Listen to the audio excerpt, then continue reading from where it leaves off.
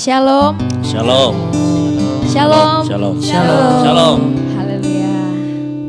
Kita bersyukur Tuhan selalu baik atas kehidupan kita. Amin. Amin. Kita berkumpul pada malam hari ini sama-sama untuk mendiskusikan kebenaran firman Tuhan.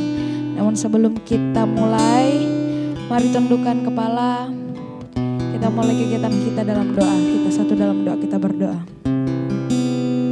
Tuhan dan Juru Selamat kami yang hidup, kembali setiap pribadi kami tunduk menghampiri hadirat-Mu seraya mengucap syukur berterima kasih atas berkat, anugerah, kasih setia Tuhan dalam kehidupan kami. Terima kasih Tuhan, kami boleh tiba di tempat ini tanpa kekurangan sedikit apapun. Kami percaya semua karena pertolongan daripada-Mu. Tuhan dan Juru Selamat kami yang hidup, kegiatan kami pada malam hari ini mendiskusikan sebagian kecil daripada firman Tuhan. Kami percaya Tuhan turut campur tangan di dalamnya. Roh-Mu yang akan memampukan setiap pikiran kami. Amin. Untuk mengetahui apa maksud dan tujuan Tuhan atas kehidupan setiap kami. Berkati kami leader-leader yang berkumpul pada malam hari ini Tuhan. Kami serahkan ke dalam tangan-Mu. Di dalam nama Yesus Kristus, tapi bukan kehendak kami yang jadi melainkan kehendak-Mu. Haleluya. Amin.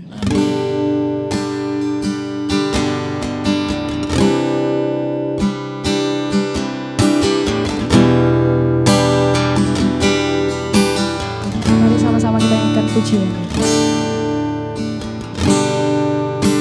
Bersyukur selalu bagi kasih-Mu di dalam hidupku, dan takkan ku ragu atas rencana-Mu untuk masa depanku.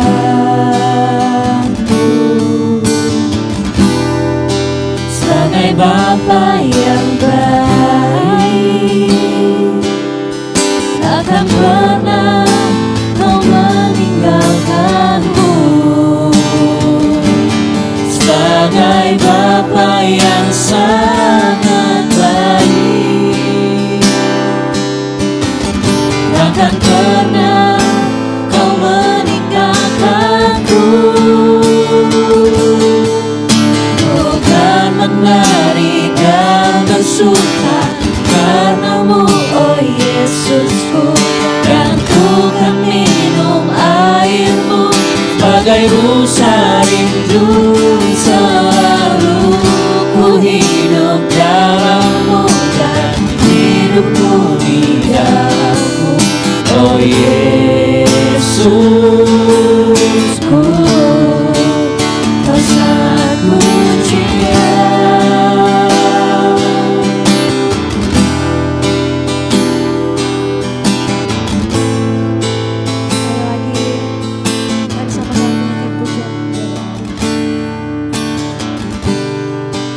Bersyukur selalu bagi kasih-Mu di dalam hidupku,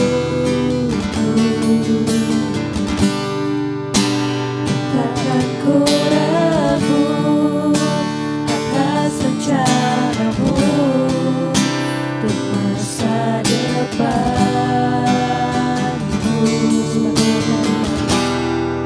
Sebagai Bapa yang baik, takkan pernah Kau meninggalkanku. Sebagai Bapa yang sangat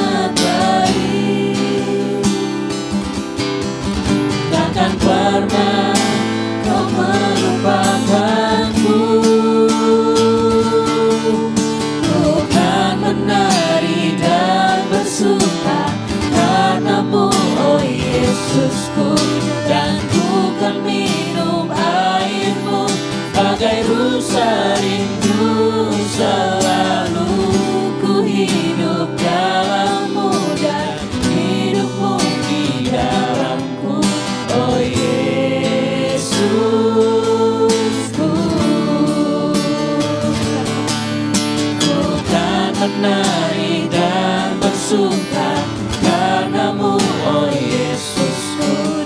Dan ku kan minum air-Mu bagai rusa rindu selalu. Ku hidup dalam-Mu dan hidup-Mu di dalamku, oh Yesusku. Kau sangat ku cinta.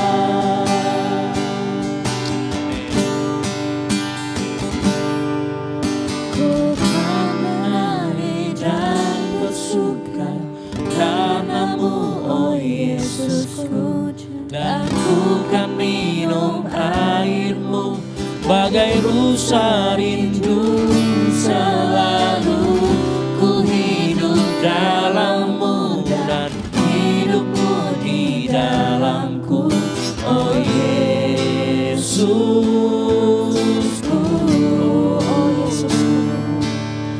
Oh Yesusku, oh Yesusku.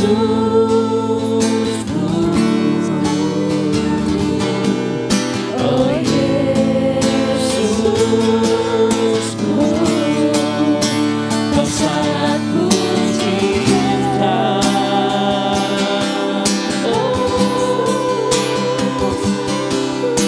Kau sangat ku cinta, lebih dari apapun dalam hidupku. Kau sangat ku cinta, oh kasih-Mu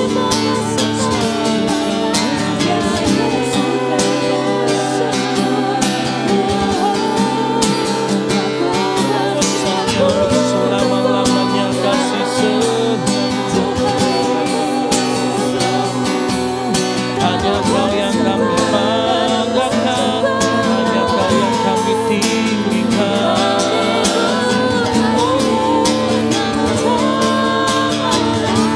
Kami mau meninggikan nama-Mu.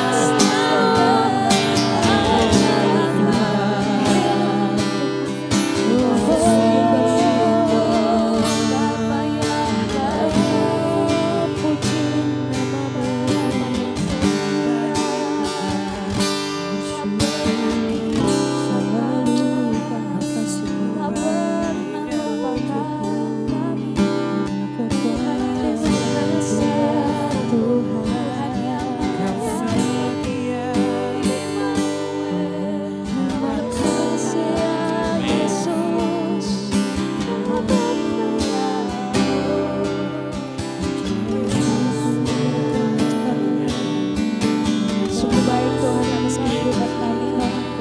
Sungguh baik Engkau Tuhan atas kehidupan kami. Sebab Engkau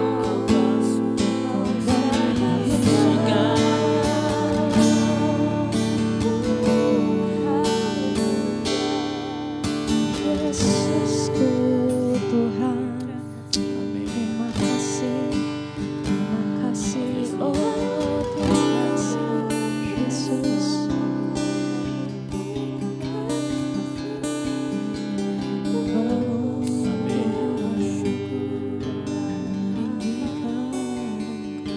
Bapa yang baik, Bapa yang dalam kerajaan surga, terima kasih untuk kesempatan ini Tuhan.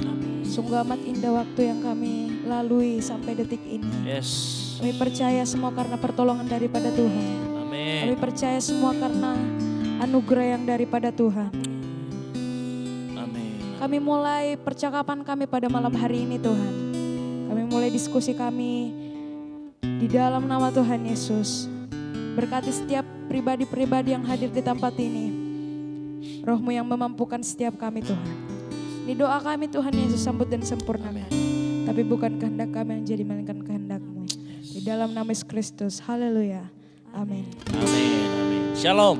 Shalom. Ini saraba kita pertama di tahun 2026. Tepuk tangan dulu. Ya, harus semangat dong ya. Oke, baik. Saya harapkan para leader kita di tempat ini ya, kita mulai kegiatan lagi dan kita harus mulainya dengan semangat yang baru. Nah, kita akan belajar firman Tuhan malam hari ini. Ayat yang kemarin sudah dibagikan di mana? 2 Korintus 2 ayat. Oke, mari kita akan baca. Saya akan baca ayat yang ganjil. Teman-teman semua baca ayat yang genap. Lalu kemudian ayat 8 kita akan baca bersama-sama. 3, 2, 1. Tetapi jika ada orang yang menyebabkan kesedihan, maka bukan hatiku yang disedihkannya, melainkan hati kamu sekalian. Atau sekurang-kurangnya supaya aku jangan melebih-lebihkan hati beberapa orang di antara kamu. 6. Bagi orang yang demikian, sudahlah cukup teguran dari sebagian besar dari kamu. Sehingga kamu sebaliknya harus mengampuni dan menghibur dia supaya ia jangan binasa oleh kesedihan yang terlampau berat. 8. Sebab itu aku menasihatkan kamu supaya kamu sungguh-sungguh mengasihi dia. Amin, amin, amin, amin. Nah, menarik ini, saya kasih sekilas ya, kenapa bisa Paulus menulis surat ini. Jadi kalau kalian mau tahu jalan ceritanya 2 Korintus, sebenarnya surat Paulus kepada Korintus lebih daripada 2. Kalau enggak salah berdasarkan penelusuran saya itu kalau enggak salah sampai ada 4 sebenarnya. Jadi yang pertama itu 2 Korintus 1 Korintus itu surat yang pertama. Ini ada nih barangnya nih. Nah ternyata tapi yang 2 ini enggak ada. Nah yang kedua inilah yang kita baca. Nah tetapi intinya begini. Ternyata surat yang pertama itu Paulus kan menegur tuh. Ada berbagai macam ini, itu, dan di sana-sana. Nah ternyata di Korintus itu ada orang yang tidak senang. Lalu kemudian pada saat Paulus datang ke Korintus, dia gini, dia kemungkinan besar dia menentang otoritas Paulus. Nah akhirnya makanya Paulus kalau kita baca di ayat-ayat sebelumnya, dia bilang saya gak mau datang lagi dengan kamu kalau saya masih marah. Saya mending gak usah datang. Nah gitu, akhirnya dia nulis surat. Nah yang kedua ini dia tulis, ini surat yang keras. Nah yang ketiga ini yang kedua ini kan tadi ditulis nih waktu dia datang. Habis itu dia keluarkan surat ini nih, ini yang gak ada. Nah surat yang ketiga ini dibawa sama Titus. Nah Titus akhirnya diutus sama Paulus ke Korintus melihat keadaannya. Ternyata sewaktu di Korintus, ternyata Korintus sudah mulai bertobat. Orang-orang yang dulu yang menentang Paulus, mereka kemudian bertobat. Nah waktu Paulus ini dengar laporan Titus, Paulus menulis surat yang kedua ini. Nah itu adalah salah satunya yang paling penting adalah bagi orang yang demikian sudah cukup teguran dari sebagian besar dari kamu. Artinya Paulus tidak mau lagi mempermasalahkan itu.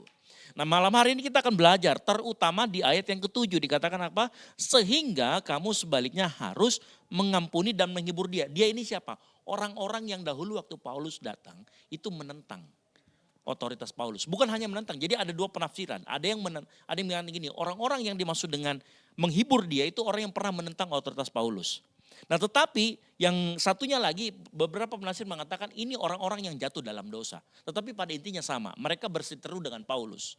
Seperti itu. Makanya Paulus ngomong sudah cukup menghukum, tiba saatnya kamu memulihkan. Nah sudah cukup kamu menegur, tiba saatnya kamu mengampuni dan menghibur dia. Jadi kata mengampuni dan menghibur dia ini seolah-olah sebenarnya gini kayak ada ini mengampuni dan kemudian kamu harus memulihkan dia. Ingat kita belajar minggu lalu, teguran tanpa kasih itu bisa jadi senjata mematikan. Untuk apa? Membunuh karakter seseorang. Makanya dalam setiap kita menegur harus dilandasi dengan kasih. Karena kasih dilandasi, teguran dilandasi dengan kasih dia akan memulihkan. Tapi sebaliknya, teguran tanpa kasih dia akan merusak dan jadi alat pembunuh yang luar biasa berbahayanya. Nah malam hari ini kita akan belajar sama-sama hal itu. Nah silakan, saya kasih pengantar itu dulu. Nanti kita akan sama-sama belajar. Silakan yang memberi kira-kira yang sudah baca dan kemudian apa sih yang didapatkan dari ayat tersebut. Silakan. Oke, silakan yang mau berkomentar, saya kasih kesempatan untuk berkomentar ya. Dan kebetulan demi memulihkan akun kita, kita juga live kan, tapi kita live-nya secara sederhana untuk di TikTok ya. Minimal orang bisa inilah. Nah, silakan yang mau yang mau berkomentar dulu. Nah, ceritanya seperti itu, mungkin kita bisa mulai dari apa sih itu mengampuni. Nah, ini kasusnya gini, intinya gini, ada yang bersalah sama Paulus. Ya. Lalu kemudian jemaat yang di Korintus ini tegur dia, kamu salah begini-gini. Orangnya sudah bertobat nih. Makanya dikatakan cukuplah teguran dari sebagian besar kamu. Sebaliknya, sehingga kamu sebaliknya harus mengampuni dan menghibur dia. Supaya ia jangan binasa oleh kesedihan yang terlampau berat. Silakan. Tapi kalau saya membaca di ayat ini ya, kesedihan yang terlampau berat. Jadi kalau orang ditegur terus-terusan. Atau padahal dia sudah bertobat tapi dia ditegur terus-terusan tanpa dipulihkan, ini bisa bahaya. Bisa mengakibatkan jiwanya malah binasa gitu ya. Nah itu nanti kenapa kita akan bahas sama-sama ya malam hari ini. Silakan, yang mau bahas silakan, yang mau komen. Silakan dari yang tadi saya ceritakan ya, ini latar belakang kenapa ada, ini tapi mengerti semua gitu apa yang saya kasih tadi. Kenapa bisa ada surat 2 Korintus ini kepada jemaat yang ada di Korintus. Kenapa Paulus nulis surat ini. Gitu loh. Sehingga surat yang kedua ini terkesan lebih halus daripada surat-surat yang pertama. Surat yang pertama kalau kalian baca 1 Korintus itu, maka dikatakan gini, kalau ada orang pemabuk, apa semua dan lain, kamu jangan bergaul sama orang seperti itu. Itu keras sekali Paulus. Tetapi dia ngomong malah, kalau sudah bertobat ya udah ayo sama-sama kita memulihkan. Nah, bahasanya seakan-akan Paulus seperti itu. Nah silakan. Ada yang mau berkomentar? Yang sudah belajar tadi, yang sudah baca-baca kira-kira apa sih? Atau saya mulai saja lah dengan pertanyaan, menurut kalian semua apa sih itu mengampuni? Silakan, apa sih mengampuni? Atau kalau misalkan itu boleh kalian jawab pertanyaan itu yang pertama, kalau nggak bisa jawab pertanyaan itu, atau setidaknya apa sih yang dapat apa dari pembacaan kita. Ini memang ayat ini jarang diambil. Pasti kalian, ada ya, ini ribet banget sih. Apa sih maksudnya ini? Ini kan kayak cuman nyampaikan doang. Tapi nggak ada nilai petunjuk-petunjuk apa. Justru ini dalam sekali untuk masalah pengampunan dan pemulihan. Silakan Vero. Oke. Ya. Kalau saya pas baca ayat ini sebenarnya saya langsung ingat salah satu value di dalam yang pernah kita pelajari, yaitu penerimaan. Ya. Nah, kalau misalnya kita secara biasanya kita tuh penerimaan itu mungkin kita berpikir penerimaan pada orang yang mungkin bikin salah, entah itu dia mencuri, dia punya kebiasaan-kebiasaan yang buruk gitu, dosa-dosa. Tapi kali ini di dalam cerita ini kita sendiri mungkin yang pernah mengalami kesalahan yang orang itu buat misalnya, atau berbeda pendapat dengan orang itu mengenai pengajaran. Nah, value penerimaan di sini sebenarnya sedang diajarkan sama Paulus karena maksudnya itu memang hal yang terjadi, bisa saja terjadi dalam kehidupan kita jemaat. 2 kepala pasti bisa 2 pemikiran juga. Tapi pada saat dia sudah bertobat, pada saat dia sudah sadar mungkin pada waktu itu, ya kita pakai value yang itu, penerimaan. Sudah waktunya untuk menerima gitu. Mungkin memang pada waktu itu sakit hati, tetapi ada waktunya kita untuk menerima orang itu. Ya kalau dia sudah sadar gitu. Oke. Apakah, pertanyaan saya begini, apakah menerima itu sama dengan mengampuni? Yang mana duluan, menerima, penerimaan atau pengampunan dulu? Kita menerima orang nih, misalkan di komunitas kita. Menurut Vero dan menurut teman-teman yang lain, ya kita harus melakukan, dia harus bertobat kan, kalau orang bertobat baru diampuni kan gitu. Atau bagaimana? Silakan. Saya kasih pertanyaan ini. Ya. Untuk diterima seseorang, ya, misalkan dia sudah bertobat nih, apa sih urutan-urutannya? Ya. Bertobat dulu kah, baru diterima, bertobat, lalu kemudian diampuni, baru diterima, atau bagaimana urutannya? Atau pokoknya diterima dulu aja Kak, bertobatnya belakangan. Kalau sesuai dengan yang Tuhan Yesus lakukan sih, Tuhan melakukan penerimaan dulu pada waktu kita masih berdosa. Baru setelah diterima, respon kita adalah hidup dalam pertobatan. Diterima itu ada pengampunan gak di situ? Ada. Berarti pengampunan dulu atau diterima dulu? Pengampunan dulu. Nah, ada yang beda tuh. Karena tadi yang pertama Vero bilang ayo diterima dulu atau diampuni dulu? Emang beda ya? Kalau Vero nyakitin saya, misalkan Iya, saya harus menerima dulu atau mengampuni dulu? mengampuni. Hah? G, mengampuni. Menurutku penerimaan itu akibat dari kita sudah mengampuni orang. Akibat berarti pengampunan duluan. Ah, Kiro. Mengampuni atau menerima?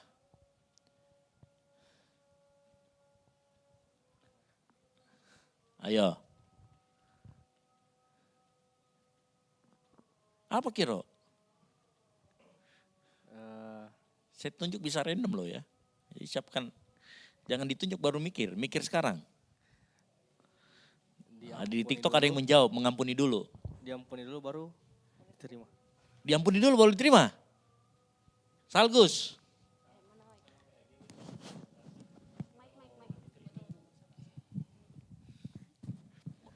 Oke.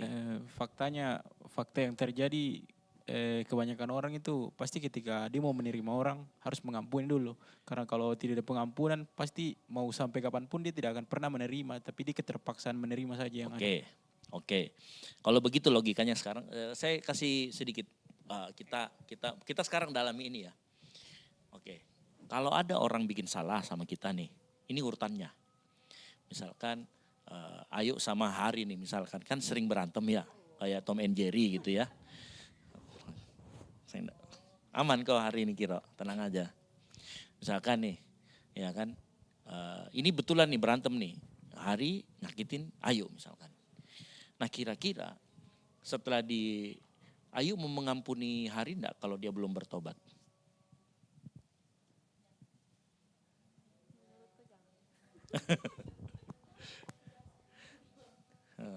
Atau jangan, kalau Vero yang nyakitin Kayu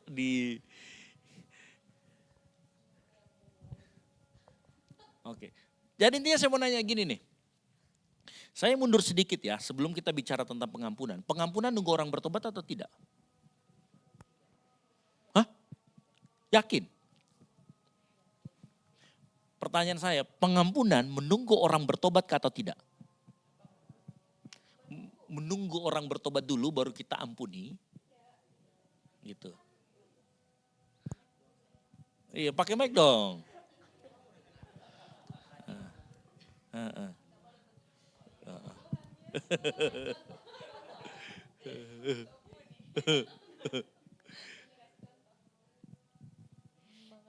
Mengampuni, menunggu orang. Kesini dulu ininya, sudah. Iya.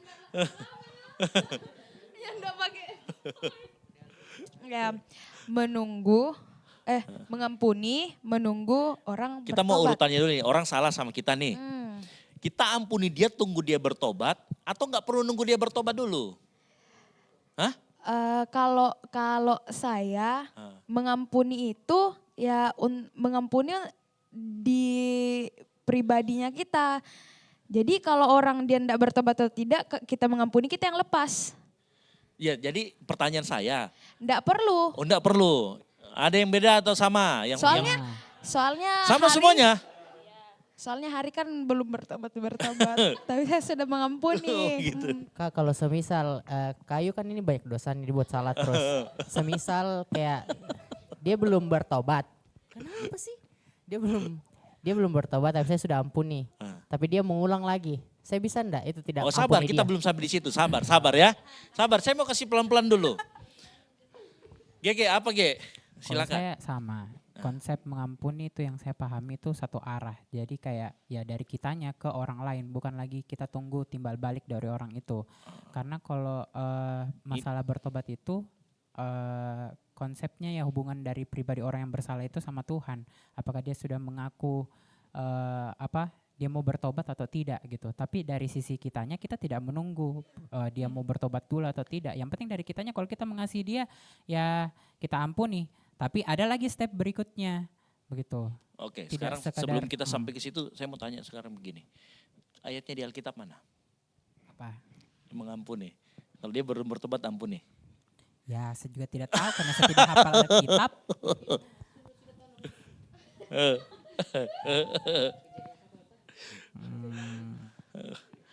Ayo, kasih contoh. Sebenarnya gini ya, coba perhatikan baik-baik. Waktu peristiwa penyaliban Yesus, Yesus waktu disalib sama Gojek gitu ya. Salah ya. Bukan. Tuhan Yesus waktu dia disalib di atas kayu salib itu ya, bukan disalib sama Gojek ya. Waktu dia disalib itu. Ayo baru nggak. Sekarang saya mau tanya, apa yang dikatakan Yesus kepada orang-orang yang menyiksa dia? Tuhan Yesus nunggu mereka datang. Tuhan Yesus, sorry saya salah. Enggak, itu buktinya bahwa mengampuni itu harus satu arah. Ya kalau gini pakai bahasanya satu arah. Kalau saya lebih suka bahasa gini, mengampuni itu enggak nunggu orang tunggu bertobat. Ya, karena mengampuni itu buat orang yang mengampuni, apa gunanya mengampuni? Kita enggak menyimpan akar kepahitan. Gitu. Nah kalau begitu sekarang, saya mau tanya lagi nih, apa itu mengampuni? Silakan. Tama mencatat dari tadi, ngetik terus mencatat, ada banyak catatannya Tama ini. Silakan Tama. Sengaja siapa suruh, tuh balas-balas chat, langsung saya tanya. Supaya. Bikin caption. Mengampuni itu apa? Menurut ini. Silakan, apa itu mengampuni? Ya, kita perlu sama-sama belajar malam hari ini supaya kita tahu mengampuni itu apa. Kalau kita sudah tahu ciri-cirinya kan, mengampuni itu tidak boleh nunggu orang bertobat, tetapi mengampuni itu kita harus betul-betul satu arah. Ya, tanpa dia bertobat pun kita harus sudah mengampuni. Yang lain, Tama, apa itu mengampuni kalau begitu?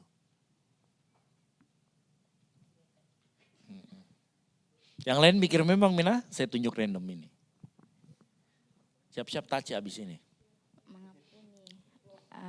Kalau dari saya itu mengampuni, memaafkan kesalahan orang. Ya memaafkan itu mengampuni. Oh.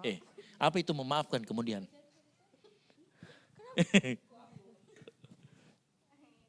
Ayo. Apa? Taci. Apa itu? Pakai mic dong. Kasih mic-nya. Apa itu mengampuni sebenarnya? Menurutku mengampuni itu ketika kita kita memaafkan gitu ya. kita Jadi memaafkan itu adalah ketika kita mengampuni. Ya. Betul. Bisa jadi. That's simple. Apa? Apa Ge? Apa itu mengampuni Yudis? Melepaskan. Melepaskan apa? Banyak melepaskan. Melepaskan kalau dalam segi perasaan, Melepaskan apa? melepaskan maksudnya ya melepaskan kesalahan. Melepaskan kesalahan. Berarti kau bikin salah dong. Sabar. Melepaskan kesalahan. Yang lain besar belum kak berpikir. Apa? Mengampuni. Cynthia. Kasih dia mic. Apa mengampuni? Ini teman-teman di TikTok kalau tahu apa itu mengampuni silakan. Mengampuni itu ada yang bilang mengampuni itu melepas dendam, kebencian dan mengganti rugi atas kesalahan orang lain. Ya itu maksudku. Terima kasih live chat. Thank you. Oke. Jadi Revina, thank you Revina atas masukannya. Yang lain boleh cek. Apa Cynthia? Apa? Apa itu mengampuni? Kalau menurut ChatGPT, Ah, tidak membalas terhadap orang yang bersalah tanpa menunggu pengakuan. Jadi melepaskan. berarti ChatGPT itu agak bodoh sedikit ya. Ada lagi? Apa sih esensi dari mengampuni itu? Mengampuni itu banyak loh. Kamu pakai Gemini, coba pakai Gemini lagi. Siapa tahu munculnya beda. Ya kan? Maksudnya ini Revina, mengampuni itu melepaskan dendam. Jadi nggak dendam, nggak benci dan ganti. Tapi saya mau tanya deh. Kali ini berdasarkan apa jawabannya Revina ya. Kalau kita disakitin orang. Anda disakiti banget nih, misalkan Ayu nih sudah mau nikah tapi ternyata dia pergi meninggalkan Ayu nih. Sakit hati banget udah ketemu sama keluarga. Hah? Karena siapa tahu kamu menikah nanti. Seandainya. Terus begini kau bilang, Kak saya sudah mengampuni tapi jujur Kak saya masih lihat dia sakit hati sekali Kak. Nah berarti belum mengampuni dong. Kalau dengan pengertian mengampuni itu melepas dendam, kebencian dan mengganti rugi. Padahal sebenarnya kita juga kalau lihat dia masih sakit loh rasanya. Dan apakah mengampuni itu melupakan? Sementara kita kan tidak bisa kayak lagunya siapa? Lumpuhkanlah ingatanku. Siapa ini lagunya siapa lagi? Geisha kan gak mungkin gitu loh. Gak mungkin habis ini kau pulang kejerat kepalamu. Oh saya mau ingatan yang ini saya mau hilangkan. Kita jedotin kan gak bisa. Lalu apa? Pakai Gemini apa hasilnya? Terus pakai black box AI cari semua nih. Anda akan mendapati jawaban yang kurang lebih membingungkan. Apa? Ada lagi. Kasih lagi dia.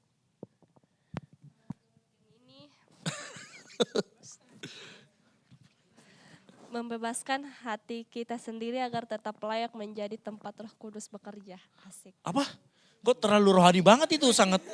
Itu kayaknya sangat mengawang-awang sekali ya. Apa? Anda justru Gemininya belum Kristen ini. Apa tadi? Membebaskan hati kita sendiri agar tetap layak menjadi tempat Roh Kudus bekerja. Oh sangat mengeroh ya. Ada lagi yang mengerti. Apa itu sebenarnya esensi dari mengampuni? Gitu loh. Melupakan nggak mungkin, ya kan? Kita lihat orang yang nyakitin kita juga kadang kejauh masih, gitu ya. Lalu apa sih esensi kita dari mengampuni itu? Uni, silakan Uni.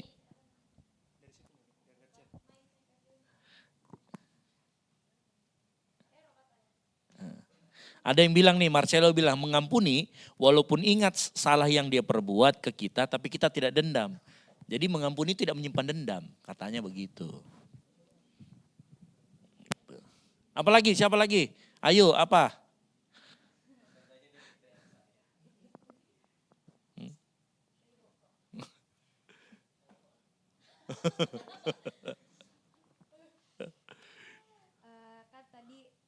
Kesini dulu dong.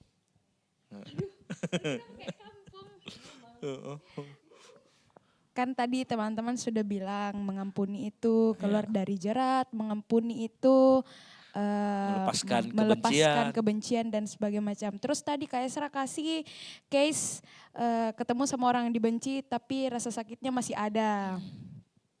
Berarti dia masih belum merdeka sama hatinya. Nah mengampuni itu merdeka dari kehidupannya kita yang masih marah ke orang lain. Kan tadi Gege sudah jelaskan satu arah, berarti pengampunan itu berpusat pada dirinya kita. Kalau kau bisa ampuni orang, kau bisa mengampuni seseorang, berarti tidak perlu dilupa. Karena memorinya kita sebagai manusia ini tidak bisa di-cut kayak menghapus beberapa file di dalam komputer. Tapi pernah berasa itu enggak? Terus case-nya tadi, ya sabar ya Pak Pendeta. Iya. Case-nya tadi ketika kita bertemu terus sakit hati berarti belum merdeka. Sekali lagi belum merdeka, berarti pengampunan yang kita iming-imingi dari awal itu belum terjadi sebenarnya. Hanya sebatas memaafkan. Wih, dia sekarang mau membedakan memaafkan dan mengampuni. Beda level. Oh beda level, kayak bon cabe ya. Iya, mengampuni the real, kau ingat kasusnya, kau lihat orangnya, saya sudah lepaskan pengampunan. Sering enggak sih kita dengar kata-kata melepaskan pengampunan? Iya. Berarti itu sudah enggak ada di dirinya kita, di hatinya kita itu sudah plong dengan mungkin kejahatan yang dibuat orang lain ke kita. Tapi saya bertanya sama, Ayu pernah disakitin orang enggak? Oh sering sekali. Bukan gini saja nih, ada kasusnya yang kau dikasih menangis sama seniormu. Iya. Nah waktu kau lihat seniormu itu. Ya be aja Mi, karena sudah lewat. Tidak maksudnya di awal-awal. Setelah kau bilang kau maafkan jika aku bilang iya tapi sambil menangis kata. Itu memaafkan itu. Ya, tapi abis itu selama kau lihat setelah beberapa waktu setelah itu kau tetap sakit hati tidak sama. Beberapa saat setelah itu saya ketawa-ketawa karena saya tahu jalannya kenapa dia begitu. Gitu. Saya tahu alasannya kenapa dia marah begitu. Iya, tapi waktu lihat dia masih sakit hati enggak pengen. Karena saya belum mengampuni pada saat itu. Oh belum, berarti Iya. waktu kau ditanya Nah, sama pada seniormu saat- bilang, kau sudah maafkan Jeka? Iya, pada saat Berarti bohong? ya maafkan kan, memaafkan bukan mengampuni. Oke. Nah pada saat sudah mengampuni, saya cerita, saya ketawa-ketawa dengan kasus yang membuat saya menangis pada saat itu. Oke. Berarti itu sudah lepas. Oke. Saya sudah tidak ada di jerat yang sama. Ada lagi. Yes. Jadi kalau Ayu ini agak sedikit rumit ya. Dia membedakan antara memaafkan dan mengampuni. Tapi apa betul memaafkan itu beda sama mengampuni? Kalau katanya memaafkan itu harus di lapisan luar, belum intinya, belum melepaskan. Gitulah.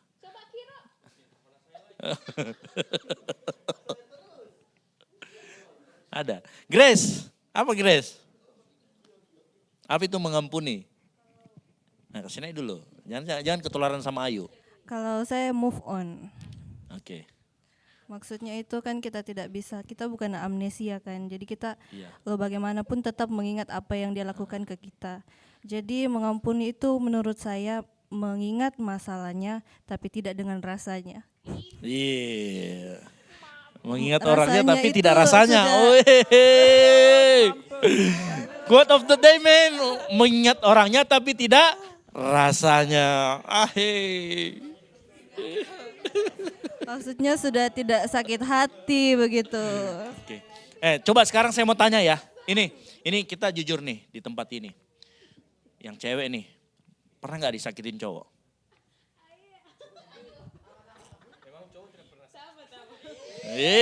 Sabar. Ini kan buat yang cewek. Kalau yang cowok, pernah nggak disakitin sama cewek? Pernah. Nah ini, Yudi pernah kok kau hari. Yang kau diputusin itu hari. Menangis sih. Oh Yudi juga, Yudi.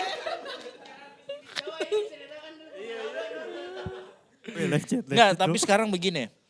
Waktu Anda disakitin, terus kemudian aku bilang, Kak saya mau mengampuni. Atau enggak usah gila. Misalkan kita punya orang tua yang abandon kita, meninggalkan kita dari kecil nih. Terus kemudian pas kita dewasa, dia balik dan pokoknya kau harus bantu saya uangmu ya apa-apa. Nah terus kita bilang, saya sudah ampuni papa ini dulu sudah balik, tolong jangan ini lagi, tolong jangan datang lagi. Kenapa setiap lihat bapakku saya merasa sakit gitu loh. Sakit, ada ini nyata. Ya kalau di tempat ini saya lihat ya kayaknya bahagia semuanya gitu ya. Tapi coba misalkan pernah enggak kita merasa begini, Kak saya itu sudah mengampuni tapi jujur saya lihat dia masih sakit hati. Gitu loh. Pernah loh, saya mendapati banyak kasus orang yang konsultasi dia demikian. Kak jujur saya sudah mengampuni dia. Tiap saat saya ampuni dia, cuman kenapa kalau saya lihat dia masih tidak terima Kak, masih sakit hati Kak. Nah ini kan artinya apakah pengampunan itu lalu seperti apa kalau sifatnya satu arah? Seperti itu. Nah ini kita perlu tahu malam hari ini. Apa sih esensi dari mengampuni itu? Nah sebelum saya sampai ke situ, saya mau kasih tahu begini. Apa sih, gini, mengampuni itu lahirnya dari kejadian apa? Ada kejadian orang yang menyakiti orang lain. Berarti ada dosa di sana, betul atau tidak? Nah tahukah kita bahwa dosa itu seperti orang berhutang. Ini saya kasih pelan-pelan dulu ya. Dosa itu kayak orang berhutang. Ya. Dari mana saya tahu orang berhutang? Ingat Tuhan Yesus itu pernah ngasih perumpamaan begini. Ada seseorang yang berhutang 1.000 talenta. Which is dia gak bisa bayar seumur hidupnya. Ya kan? Ini kan dia langsung bicara tentang perumpamaan itu. Terus ada orang yang berhutang sama dia sedikit. Sama orang yang berhutang sedikit dia minta. Sementara dia utangnya sudah banyak diampuni. Malah dia nggak mengampuni orang lain. Ini bicara tentang pengampunan. Ini berbicara tentang dosa. Ya. Jadi dosa sebenarnya, kata dosa dalam bahasa Yunani itu sebenarnya terkait dengan namanya hutang. Itu betul-betul tentang finansial. Jadi nanti kalau baca sebentar ya saya buka catatan saya ya, karena ini dipakai buat ini. Jadi kalau kita membaca dari apa yang disampaikan oleh firman Tuhan, dari semua cerita-cerita tentang dosa dan lain semua. Ya. Sebenarnya pengampunan itu kan asalnya dari dosa. Dosa sebenarnya adalah sebuah hutang. Contoh saya kasih. Kalau saya menyakiti, misalkan saya nggak apa-apa, tiba-tiba saya pukul Hari. Maka sebenarnya saya itu punya utang 1 pukulan sama Hari. Hari harus pukul saya 1. Nah itu dia. Konsep sebenarnya orang sebelum kita bicara mengampuni, hutang itu seperti itu. Gitu ya. Jadi sekali lagi, masalah pengampunan, masalah itu kita mundur dulu. Utang itu apa sih? Nah dalam dosa kan mengampuni ya. Asalnya itu merupakan dari itu dulu. Nah setiap orang yang berdosa sama kita, dia sebenarnya berhutang secara moral. Makanya kita kalau ada orang salah sama kita, pasti kita selalu minta apa? Permohonan maaf. Betul gak? Kita itu seolah-olah, pokoknya kalau Cynthia utang sama saya, kau salah Cynthia, pokoknya kau berhutang sama saya minta permintaan maaf. Ya. Jadi konsepnya memang konsep hutang, konsep kayak orang finansial itu mengampuni. Nah kita mundur dulu situ supaya kita tahu apa sih itu mengampuni. Nah dari apa yang saya pelajari dan dari semua literatur yang saya baca, ya Uni ini sekarang dulu di depanku kalau PKL. Persis di depanku. Dia lihat saya jarang beranjak dari bisiku ya, kecuali saya keluar ini. Dan waktu dia melihat saya di depan komputer, saya membaca banyak literatur. Ternyata mengampuni itu bukan melupakan. Bukan juga memaafkan. Kemudian kita membedakan memaafkan dan melupakan. Mengampuni yang memaafkan juga. Itu hanya beda bahasa. Tetapi inti dari mengampuni adalah melepaskan hak untuk membalas. Sebanyak itu. Dari semua kesimpulan yang saya dapatkan tentang mengampuni, itu adalah melepaskan hak untuk membalas. Jadi kalau gini, ada orang utang kayak saya nih. Saya utang 1 pukulan sama Hari karena saya mukul dia 1 kali. Hari memilih untuk tidak membalas itu. Jadi sebenarnya yang menanggung kerugian sakitnya siapa? Hari doang. Ngerti maksud saya? Saya berutang 1 pukulan, tapi saya nggak dipukul karena Hari mengampuni. Maka Hari yang menanggung itu sendirian. Nah, mengampuni artinya melepaskan hak untuk membalas. Ya. Makanya selalu masalah mengampuni itu terkait dengan yang namanya utang. Ya. Opeleimata artinya hutang atau kewajiban finansial. Itu yang doa Bapa kami dikatakan apa? Dan ampunilah kami akan kesalahan kami seperti kami juga mengampuni orang yang bersalah kepada kami. Nah kata yang dipakai itu tadi. Ternyata mengampuni itu berkaitan dengan utang dan itu memang bahasa finansial ya. Untuk kita sarjana ekonomi. Kan gitu ya. Nah kalau kita tarik dia ke hubungan relasi antar kita dengan manusia. Ketika kita sedang menyakiti orang lain. Maka sebenarnya kita sedang menciptakan yang namanya hutang relasi. Saat kita nyakitin orang lain ya. Kita menciptakan hutang relasi sama dia. Sebaliknya orang nyakitin dia. Kita berarti dia sedang menciptakan hutang relasi ke kita. Dan makanya orang nyakitin kita selalu minta permohonan maaf. Atau menuntut dia berubah. Atau menuntut dia bertanggung jawab karena sudah menyakiti kita. Betul gak? Ya kan minimal kata maaf lah, minimal beliin martabak lah, minimal apalah. Apapun bentuknya, itu adalah bentuk hutang relasi namanya.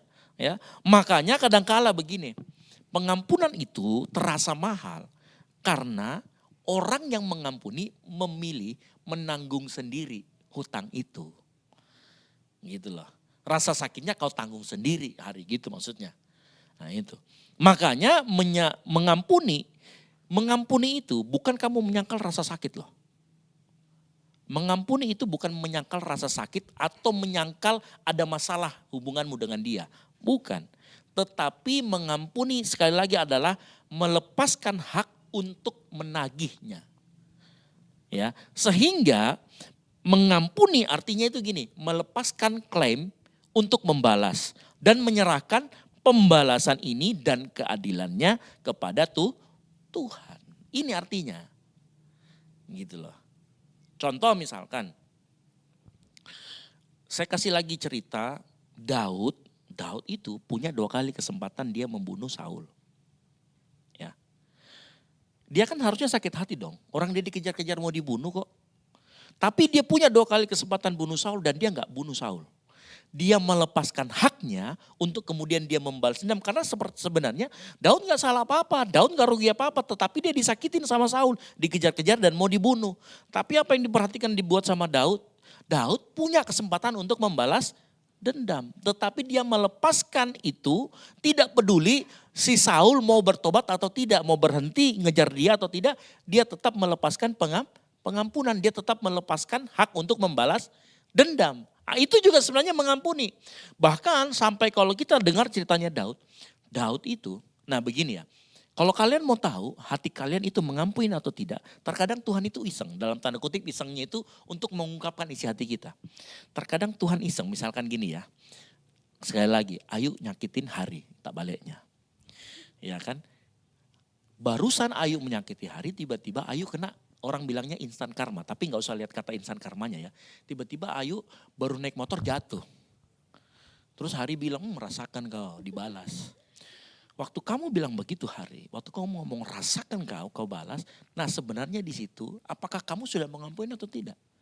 Kemungkinan besar kalau menurut saya, kamu belum mengampuni. Kenapa? Karena kamu masih menari-nari di atas penderitaan orang.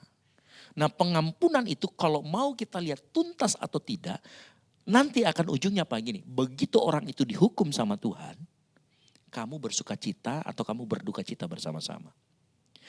Daud itu berduka cita. Ingat ya, waktu Saul mati.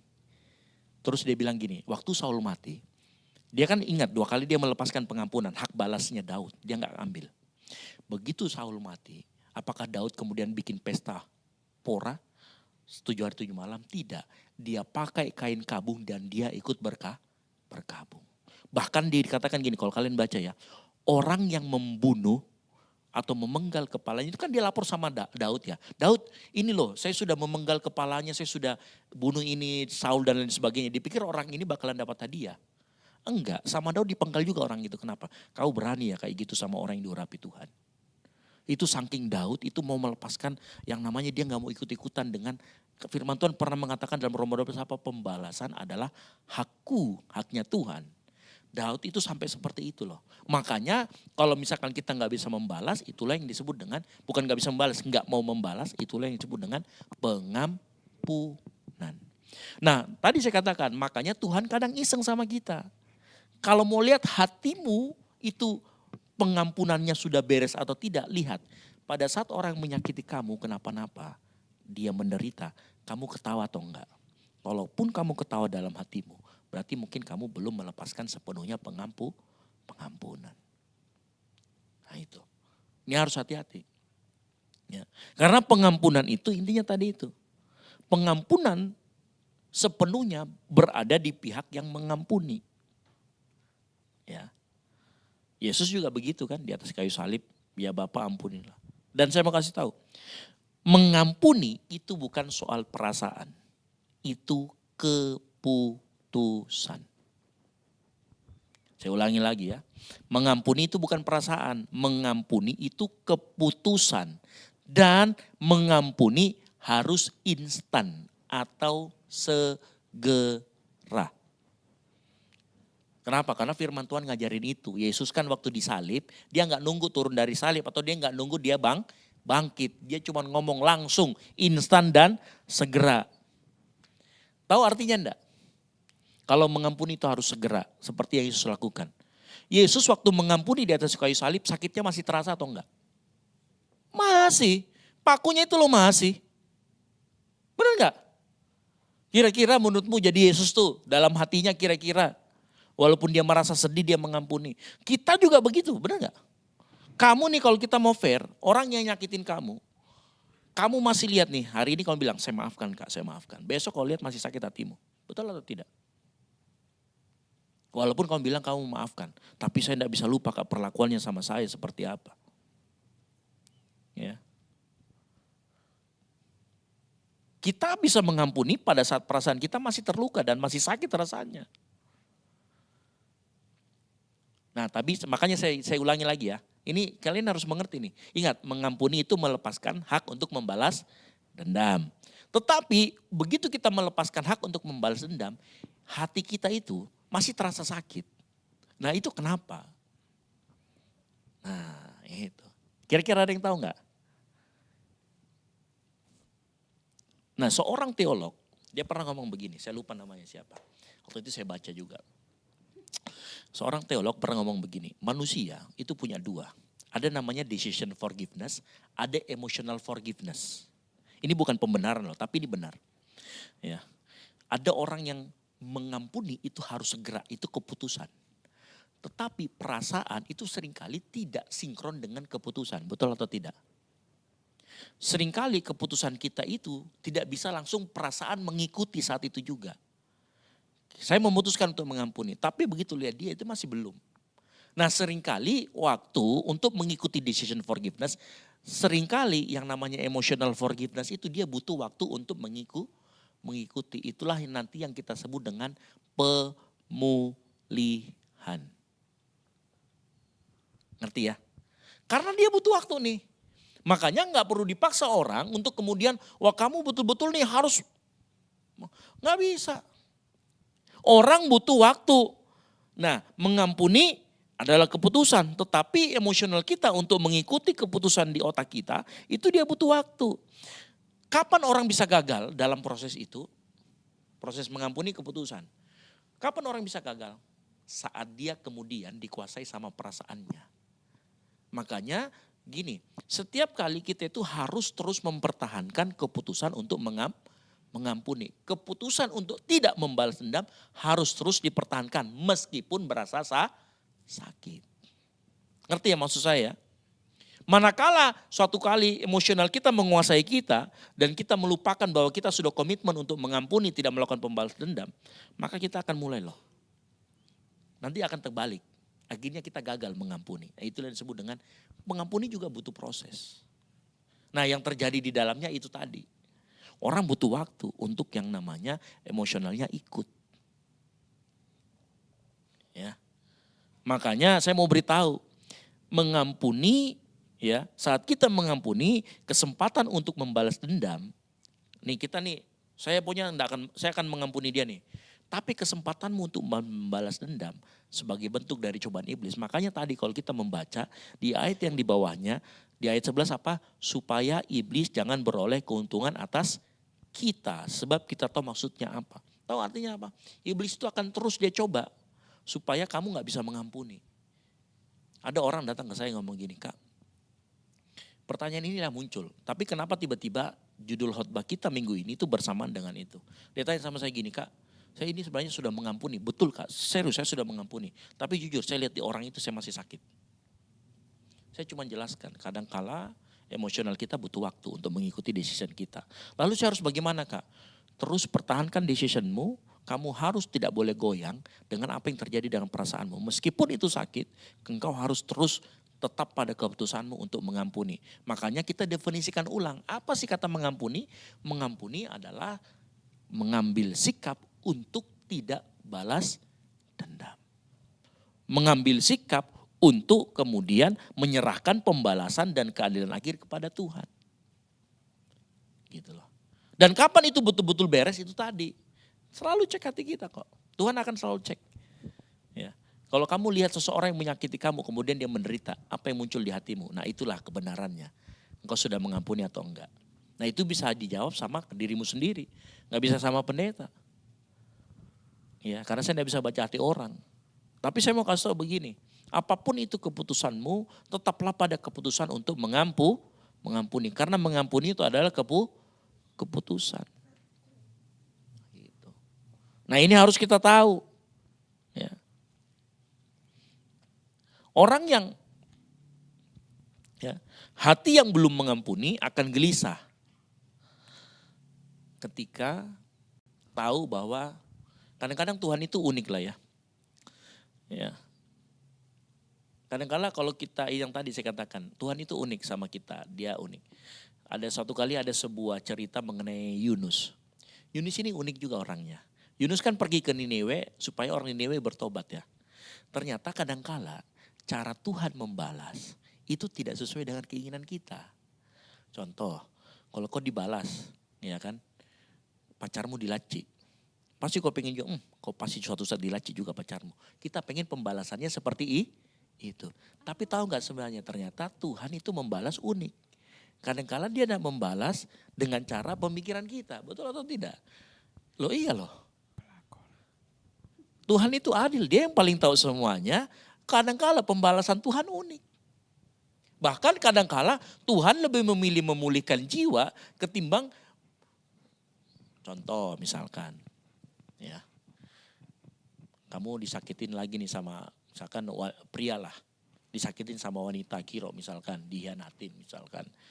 Ya, misalkan oleh seseorang yang lain, misalkan. Ya. Misalkan. Lalu kemudian Kiro ini gini. Wah, semoga dia, pikirannya dia nih, cara balas dendamnya adalah Tuhan, semoga dia disakiti juga sama orang lain, dia ditinggalkan sama orang lain. Ternyata Tuhan enggak begitu. Ternyata setelah dia pisah sama Kiro, anak ini yang ninggalin kau ini, dia bertobat. Bukan bertobat sih, kemudian dia mengalami pertobatan. Entah gimana caranya dia mengalami pertobatan. Dan saat itu kemudian hidupnya bagus. Dia mendapatkan laki-laki yang lebih baik dari Kiro lah. Dan lain sebagainya, ya kan.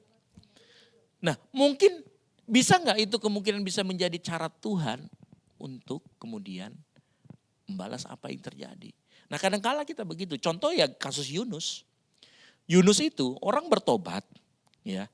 Yunus malah kepanasan, kok bertobat sih? Maunya kan dihukum gitu loh. Nah, kadang-kala kan Yunus itu maunya, pokoknya orang Niniwe ini harus dihukum, pokoknya orang Niniwe harus dihukum. Tapi ternyata Tuhan membalas dengan cara yang berbeda. Gitu loh. Nah, kita siap nggak saat kita mengampuni orang, kita siap nggak kalau Tuhan membalasnya dengan cara yang berbeda?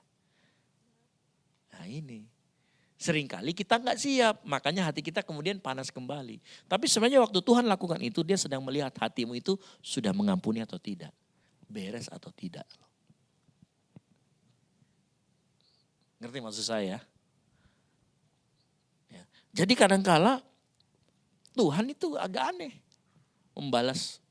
Caranya dia, pembalasan adalah hakku, keadilannya adalah kekal dan sudah pasti. Tapi dia punya keanehan cara untuk membalasnya dan kita gak pernah tahu. Itu mengampuni. Ya. Pernah ada kejadian begitu gak? Silakan.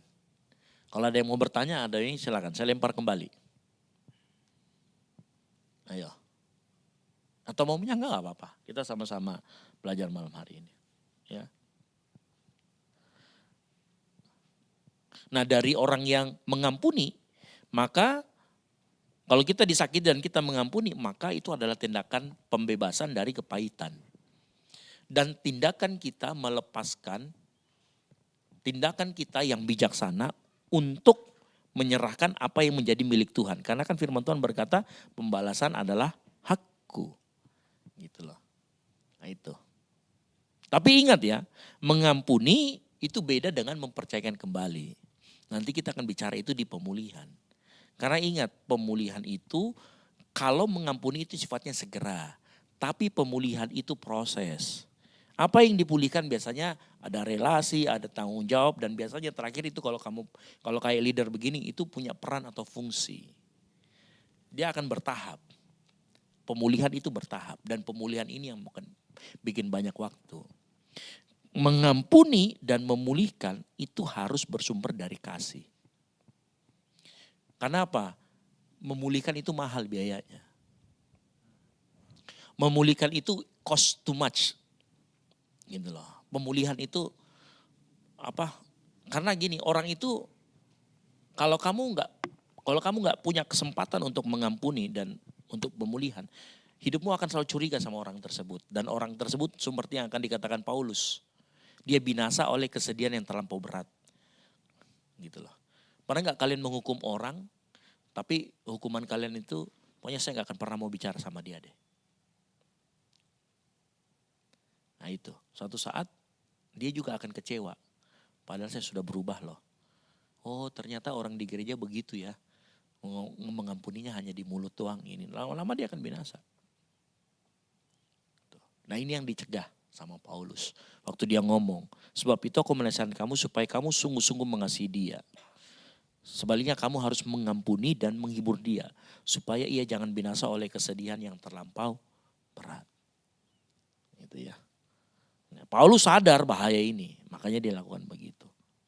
Nah kalau pemulihan itu prosesnya jangka panjang. Setelah pengampunan diberikan. Ingat, pengampunan itu menghapuskan hutang relasinya yang tadi. Tetapi pemulihan itu membangun ulang apa yang rusak akibat relasi yang rusak tadi. Apa itu? Misalkan kepercayaan, stabilitas relasi, fungsi. Itu semua yang dipulihkan dalam itu. Dan itu butuh waktu. Makanya tadi yang kayak Ayu bilang. Ya memang butuh waktu, tapi itulah yang disebut dengan pemulihan. Jadi pemulihan itu butuh waktu, kepercayaan butuh waktu. Kalau kalian pemimpin perusahaan, ada satu anak buah yang kemudian nyolong duit perusahaan, menggelapkan. Kira-kira kalian akan maafkan nggak? Ya kan? Ya kan? Nanti bedakan nanti hukuman, konsekuensi, sama satu lagi apa itu beda. Ya, yang ditebus sama salib, yang dihapus sama salib itu adalah tuntutan atau hukuman dosa. Yang dihapus oleh salib itu tuntutan hukuman dosa. Kalau kita berdosa, hukumannya kan mati. Hukuman mati itu digantikan oleh Yesus. Tapi ingat, ya, apa yang ditebus oleh Yesus, itulah kehidupan kita. Jadi misalkan gini. Orang yang kehidupan masa lalunya pencandu narkoba, ya, yang ditebus oleh Yesus. Arti kata ditebus itu gini, maknanya digantikan dengan makna yang lebih lain. Jadi kalau orang yang sudah kena narkoba, hidupnya itu kan gak punya makna. Begitu dia kenal Yesus, maka dia diberikan pengampunan. Pengampunannya itu menghapus tuntutan dosanya. Tetapi ingat, ya hidupnya kan masih begitu, masih tatoan, bahkan mungkin masih adik narkoba, masih apa. Nah begitu dia dipulihkan, maka Yesus itu menebus hidupnya. Jadi makna hidupnya berubah. Gitu, makanya dengar baik. Yesus itu waktu bangkit dia gak pernah lukanya itu sembuh. Lukanya itu tetap masih ada. Gitu loh. Karena Tuhan mau tunjukkan bahwa luka yang lama kalau ditebus sama Yesus bisa memberikan makna yang baru. Jadi salib itu sekali lagi, salib itu menghilangkan hukuman dari dosa, hukuman kekalnya. Nah nanti ada kita bahas masalah konsekuensi. Seperti itu. Makanya pemulihan itu relasi jangka panjang. Pemulihan batin, pemulihan karakter, pemulihan kepercayaan. Terakhir itu pemulihan fungsi. Ya kayak tadi.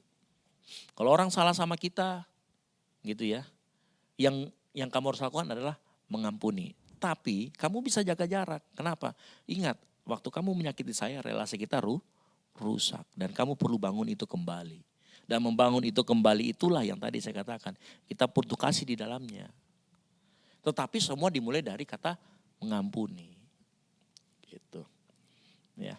Pemulihan, jadi kalau kita bedakan pengampunan itu instan.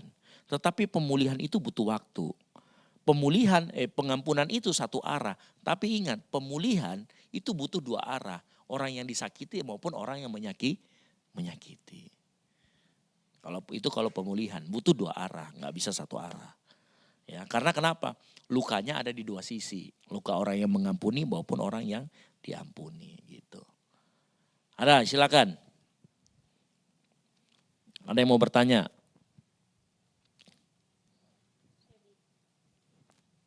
Ya, apa? Karena kasih mic-nya.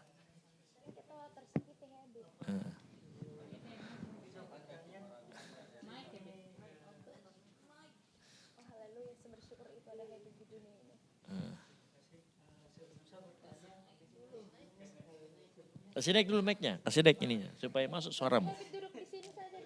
Iya.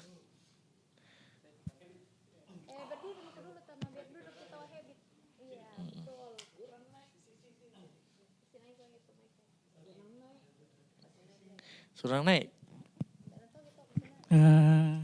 Oke. Sebelum saya bertanya, ada 2 poin yang saya dapatkan dari ayat ini yang semalam saya baca. Itu saya kayak macam ini juga menjadi sebuah teguran dan disiplin untuk saya. Nah, 2 poin itu tentang kasih dan pengampunan, terus yang keduanya itu tujuan disiplin. Nah, yang ingin saya pertanyakan di sini Kak, apakah tujuan dan kasih dan pengampunan itu bisa menyakiti diri kita sendiri atau tidak? Bisa. Nah, contohnya seperti apa Kak? Kita sering alami bahwa kita lebih, mungkin tidak semua orang sih, cuman secara pengalaman pribadi itu saya lebih mudah atau lebih gampang mengampuni, tapi lebih sakit kalau lebih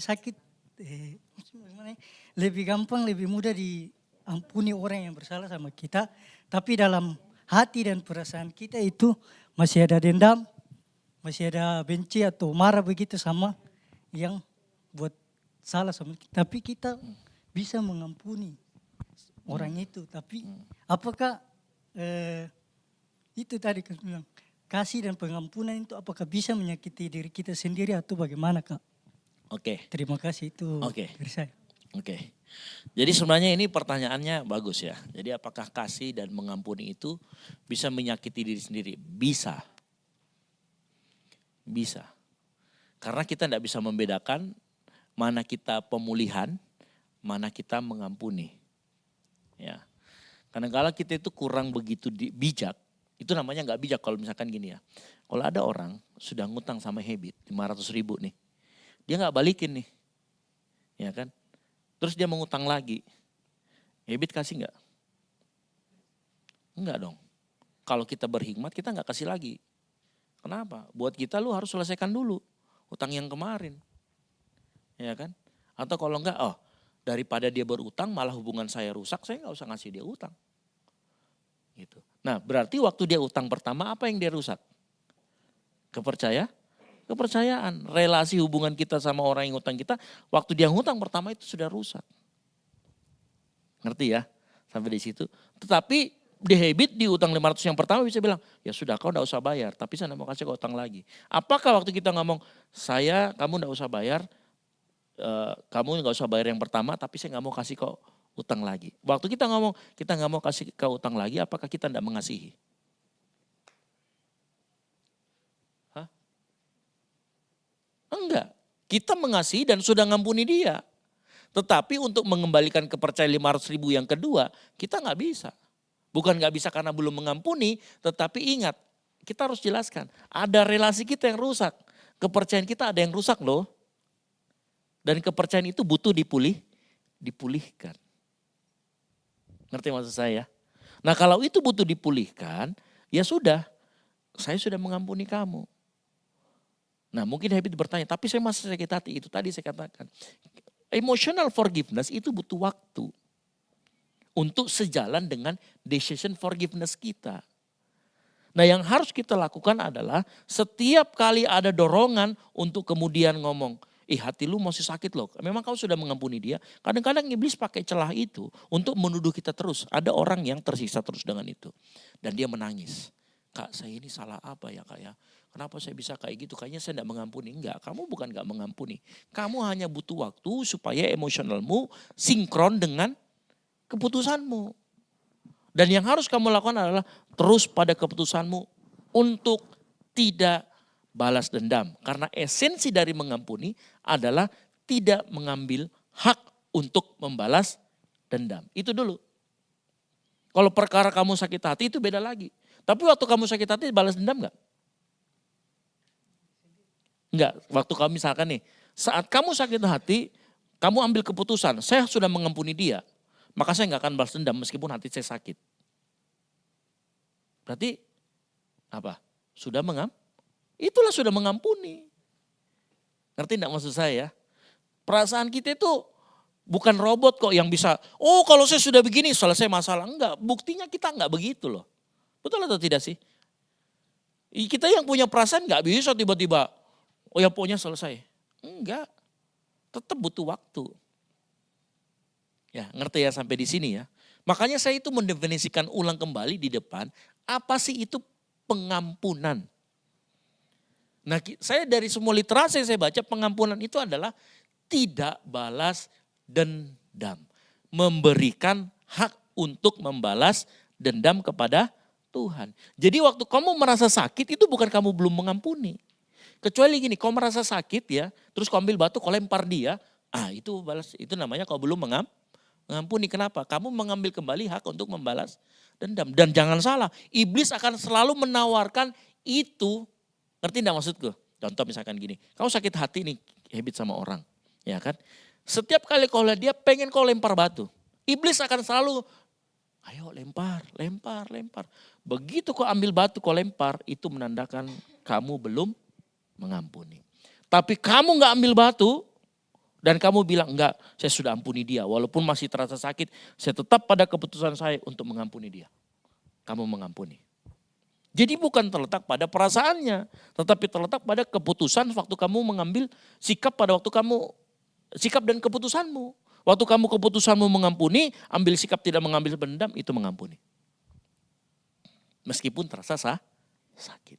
Meskipun kamu harus menangis berdarah-darah, itu namanya hancur hati. Itu namanya remuk hati di hadapan Tuhan. Waktu kamu bilang, Tuhan aduh sakit sekali hatiku Tuhan, dia. Tapi saya tidak mau balas dendam. Saya tahu Tuhan engkau Allah yang adil, engkau Allah yang bisa melihat ini. Saya nggak mau, saya serahkan ini sama Tuhan. Waktu kau melakukan itu, kau mengampuni. Meskipun terasa sakit. Dan biarkan seperti itu. Nanti karena akan suatu saat, Tuhan akan pulihkan kok. Itu. Kalau kamu betul-betul tiba-tiba suatu saat, tetap pada keputusan itu, mengampuni, tidak mengambil hak untuk membalas dendam. Akan ada di suatu titik kamu lihat dia, biasa aja. Karena memang itu tadi, kita butuh waktu untuk dipulihkan. Ngerti ya maksud saya? Makanya tadi saya definisikan ulang, apa itu pengampunan di depan. Gitu loh. Ya, gitu loh. Makanya konsep pengampunan Alkitab pun sama. Konsep pengampunan Tuhan Yesus di kayu salib itu bukan menghilangkan hukuman loh. Hukuman itu tetap dijalankan. Anda berdosa apa tuh, hukuman tetap dijalankan. Tapi begitu kalau hubungan kita relasi dengan orang lain, Tuhan yang ngambil pembalasan itu. Hukuman itu nggak pernah terus-terus. Gitu. Ngerti ya? Sampai di sini ngerti ya, Evit ya? Jadi kalau kamu sakit hati, itu wajar kamu sebagai manusia. Kalau kamu mau tahu kamu mengampuni atau tidak, kalau kamu ambil keputusan, saya nggak akan balas dendam. Itu kamu mengampuni.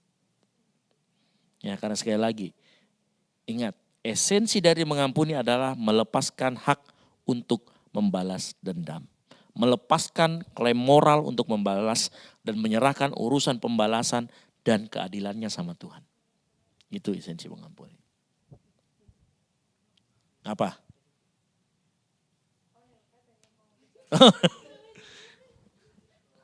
Gitu. Itu ada mic. Baik. Sudah oke? Oke? Karena ada orang yang frustasi loh. Orang yang konseling sama saya itu frustasi. Kak, saya jujur mengampuni itu apa sih? Kenapa saya setiap lihat orang itu saya masih sakit hati? Kenapa saya melihat dia ini masih kayak pengen sekali ini? Gitu loh. Tapi hati-hati loh ya. Ada orang yang tidak membalas bukan karena tidak mau, tapi karena tidak bisa. Nah ini yang sering kita temui, ngerti enggak maksudku? Ya kan, saya pengen sekali Kak balas dendam ini sama atasanku, tapi enggak bisa. Ya mungkin kamu masih simpan balas dendam, kau masih pengen. Ini harus hati-hati loh ya, garisnya tipis sekali. Ngerti maksud saya? Jangan sampai kita bilang, oh ya saya mengampuni. Ternyata kamu bukan mengampuni, tapi karena kamu enggak bisa aja balas dendam gitu loh. Ya, bagaimana yuk atasanmu ada yang begitu toh? Ya enggak apa-apa, berarti kamu mengampuni. Sama misalkan ya, ada orang kalau misalkan gini kadang-kadang ada yang pokoknya jadi di tempat saya itu kan unik karena orang-orang kepala di atasan kita kan orang-orang dari Jawa kan. Jadi kalau kadang-kadang kita sakit hati sama dia, pokoknya pas saya doakan Bapak pindah cepet-cepet deh dari sini. Tapi pindahnya itu supaya dia gak jadi atasan kita gitu loh. Itu balas dendam loh. Iyalah. Jadi kadang-kadang kan bisa aja kan atasan kita nih supaya dia nggak jadi atasan kita, toh kita doakan dia sukses supaya dia dipindahkan ke tempat yang lain kan gitu toh. Makanya begini, kekristenan itu selalu mengoreksi hati, bukan ngoreksi di luarnya. Begitu. Ngerti ya maksud saya? Ngerti. Makanya selalu saya bilang begini. Ingat, esensi dari mengampuni adalah melepaskan hak untuk membalas dendam. Balas dendam kita itu bisa juga kok bentuknya kayak orang baik. Tapi balas dendam. Ya kayak tadi saya tuh, Pak saya doakan Bapak pokoknya pindah cepat dari sini deh. Dia seneng karena bukan orang Makassar kan begitu kan. Dia orang Jawa kan, oh bagus kamu doanya, kamu dukung saya. Padahal dalam hati kita, enggak deh. Saya doakan kau pindah karena saya malas di depan kan gitu. Itu sebenarnya kita coba koreksi hati kita. Mungkin sebenarnya kita masih sakit hati. Kita belum mengampuni di titik itu. Karena masih pengen balas dan dendam. Itu beda kasusnya tadi. Kalau kayak ini, dia sudah mengampuni nih. Tapi memang masih terasa sakit. Tapi dia sedapat apapun kesempatan untuk mengambil balas dendam, dia tidak ambil. Itu mengampuni. Gitu.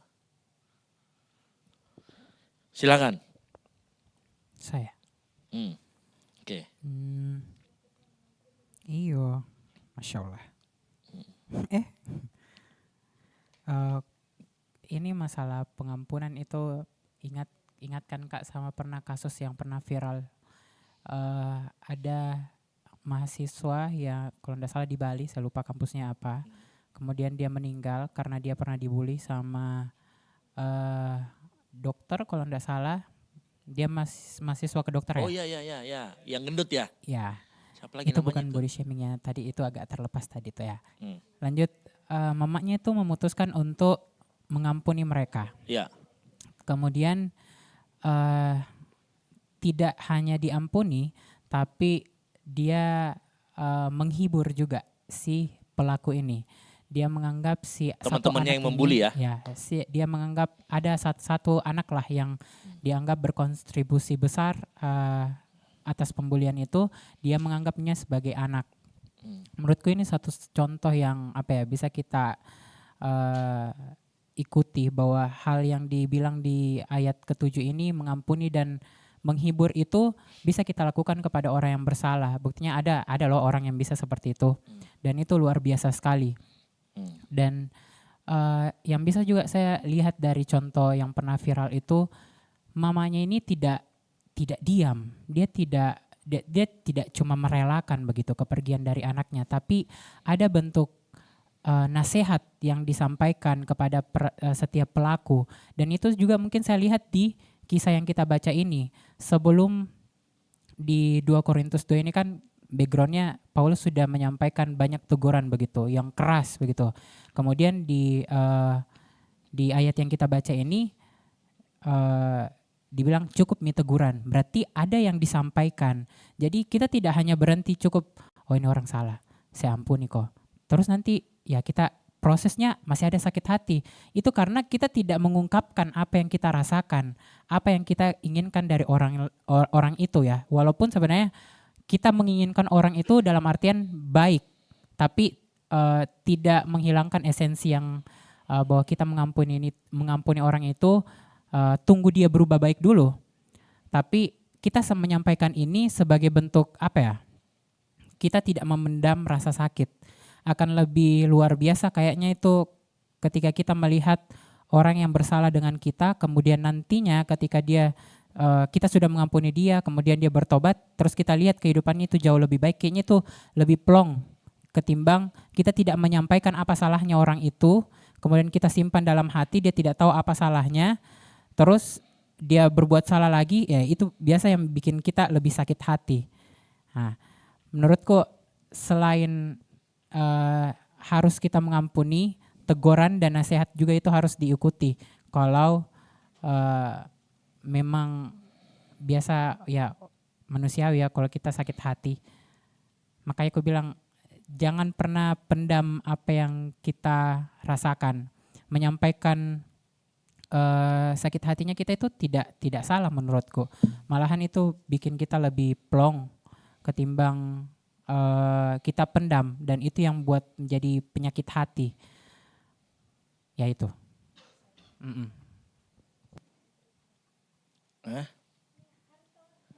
Silakan Ari. Mau menanggapi? Siapa? Ya, siapa yang mau menanggapi? Silakan. Ada yang mau menanggapi? Ya. Nah ini kita menyeberang nih berarti nih. Kita menyeberang di orang yang, kan tadi kita mengampuni nih. Ya kan, tapi ternyata kalau kita melihat pengampunan itu juga sesuatu yang, kasih itu kan mengampuni kan didasari dengan kasih. Berarti kalau kita melihat ini, kasih itu sifatnya aktif. Karena ada kata menghibur. Ya, artinya begini, makanya saya katakan tadi, pemulihan itu selalu berbicara ada dua pihak, baik yang diampuni ataupun yang mengampuni. Itu selalu ada. Ya, nggak bisa cuma salah satu pihak. Iya, kalau pengampunan satu pihak saja cukup. Tapi kalau pemulihan itu butuh dua pihak untuk terlibat aktif. Gitu loh. Nah, kedua-duanya baik yang mengampuni atau diampuni harus punya dasar yang namanya kasih. Nah, itu dia. Begitu. Makanya ibu yang tadi itu luar biasa, yang anaknya itu. Dia bukan hanya sekedar sampai di mengampuni, tapi betul-betul menghibur. Dia betul-betul melaksanakan yang namanya pemulihan relasi. Relasinya dia dengan anak-anak yang bully anaknya dia juga dipulihkan. Nah itu. Nah kalau saya tadi menyasar begini. Masalah misalkan yang dipendam. Ya, sekarang saya mau tanya, saya pernah nanya kan, kasih dan kebencian itu bisa berjalan bersama-sama toh?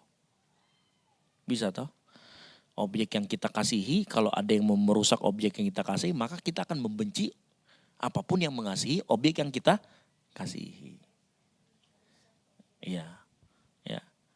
Kita akan membenci apapun yang merusak objek yang kita kasih. Sama Tuhan kan kita begitu. Makanya dia tegur kita kan.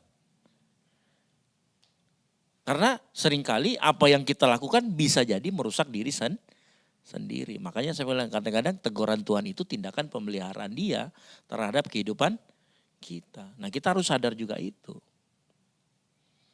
Ya.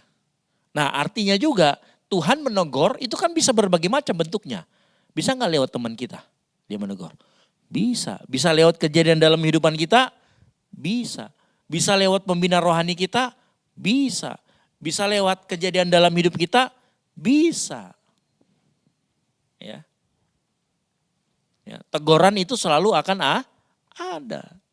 Nah, kita yang ditegur, kita yang bikin salah harus punya sikap yang namanya sikap untuk rendah hati. Betul atau tidak?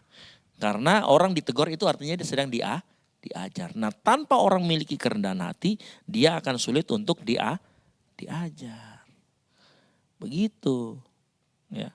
Ingat, orang yang diajar juga harus punya kerendahan hati. Ya. Gitu. Halo, betul ya?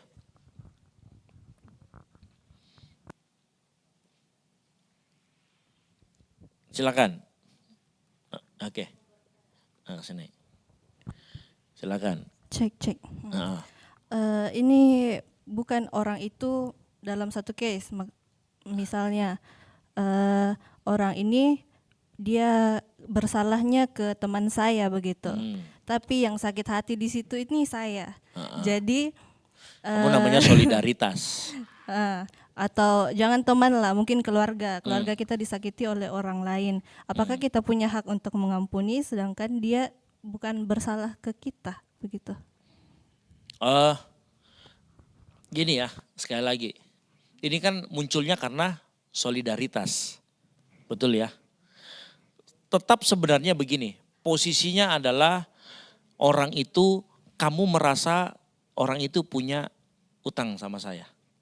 Karena dia menyakiti ini. Misalkan lah, contoh saya ambil kasus begini lah ya. Biasanya itu anak orang tuanya ya.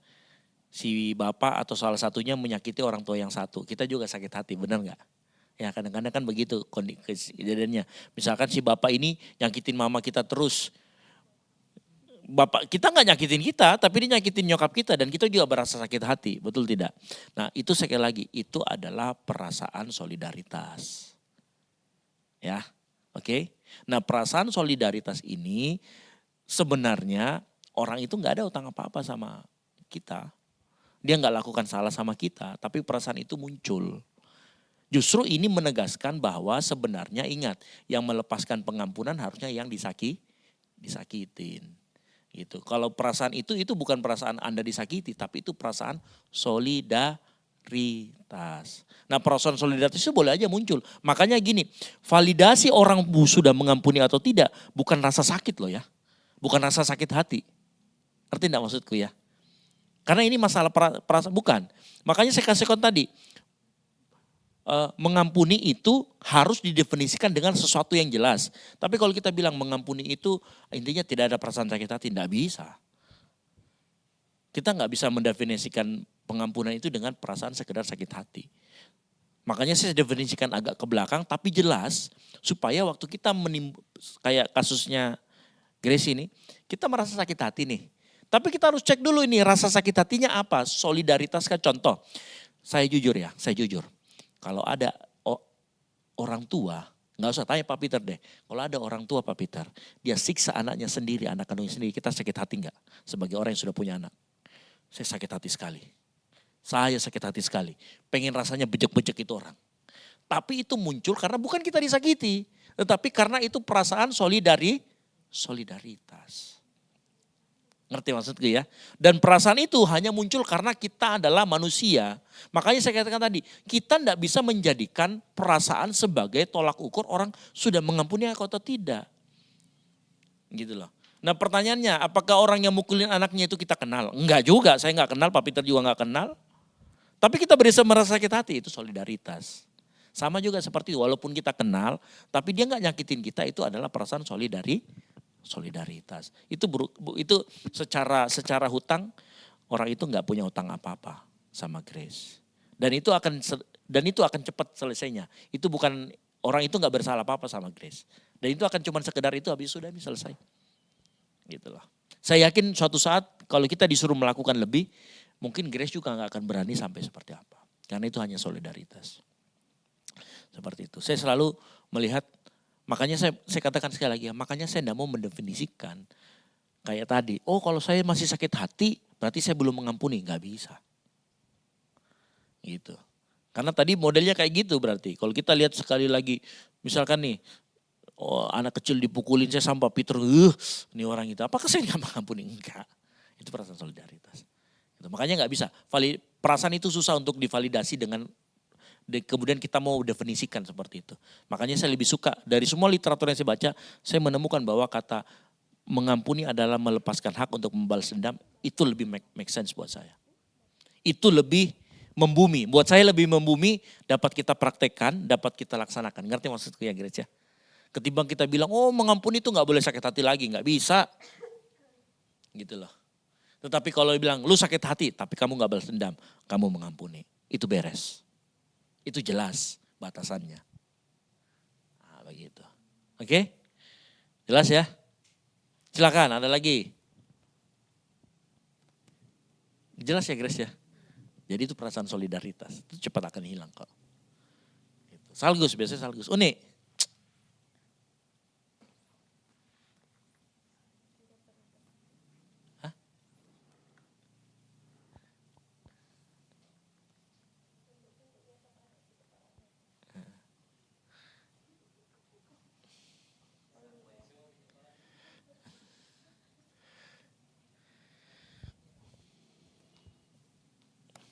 Ada? Tama saya belum dengar, Tama dari tadi ngomong loh. Belum.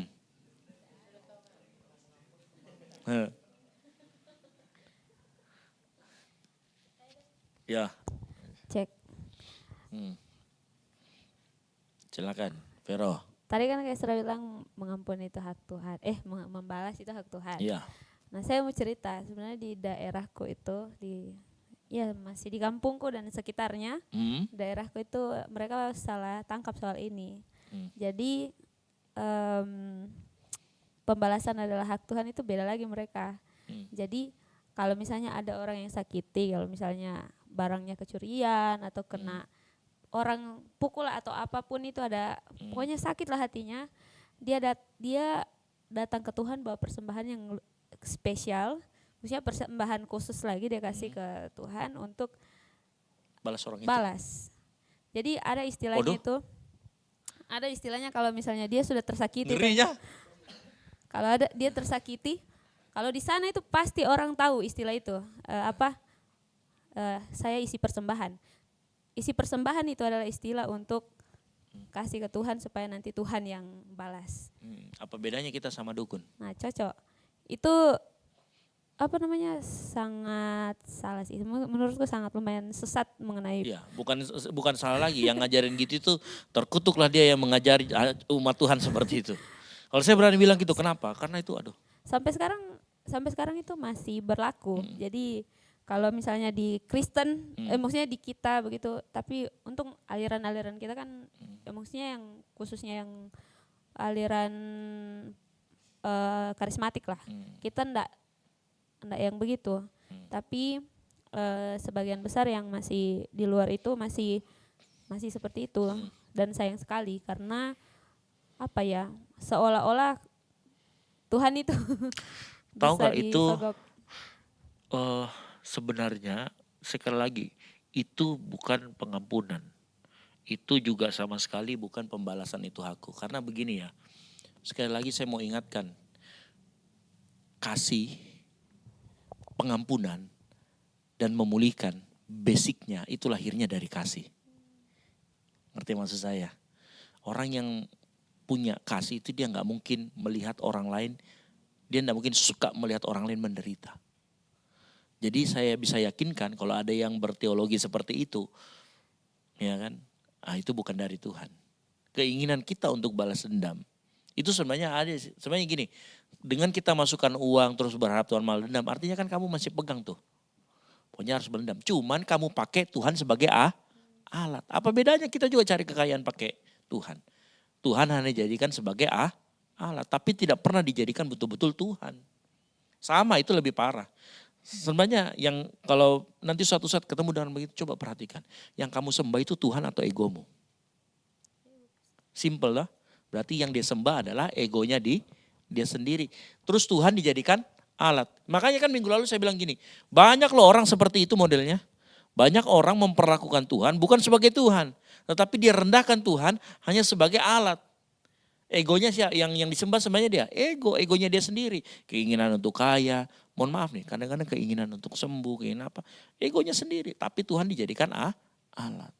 Yang paling benar itu bawa ke dalam tangan Tuhan. Terus kita ngomong, Tuhan terserah kehendakmu yang jadi, bukan kehendakku. Jadi sehingga Tuhan kalau dia membalas dengan cara yang unik, lu gak bisa protes. Bisa gak Tuhan membalasnya dengan cara yang unik? Misalkan dia masuk dalam pertobatan. Dia tiba-tiba bertobat betul dan kemudian Tuhan angkat dia. Harusnya kita malah lebih senang.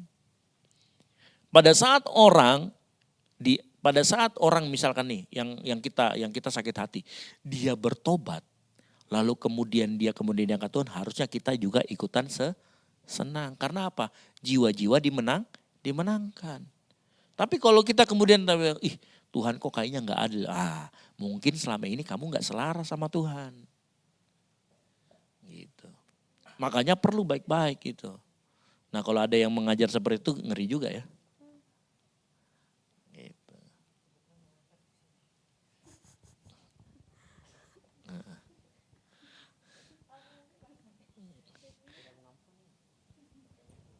Gitu silakan kalau ada yang mau ngomong lagi. Pak Peter.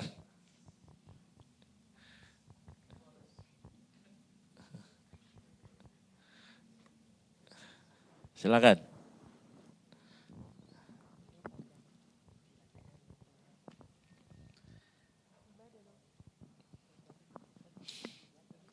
Cek. Oke. Bicara tentang pengampunan, ini bagi saya ini sesuatu yang tidak mudah ya untuk saya juga mau menjelaskan tentang hal ini, tapi izinkan saya bertanya dulu, menurut teman-teman kita semua yang ada di sini, kalau kita mengampuni itu kita melepaskan atau kita menerima? Melepaskan. Dua-duanya. Dua-duanya sih. Dua-duanya. Melepaskan hak untuk membalas dendam dan menerima damai sejahtera. Jadi ada seorang kakak saya namanya Henry Hehanusa, dia dari Ambon. Bapaknya itu pendeta di Tual, sekarang dia pelayanan di Bali. Orang tuanya itu dibunuh di depan matanya, papa mamanya bersama adik-adiknya. Lalu dia sangat kepahitan, dia sangat sakit hati sekali sama orang-orang yang di daerahnya itu, di Tual. Jadi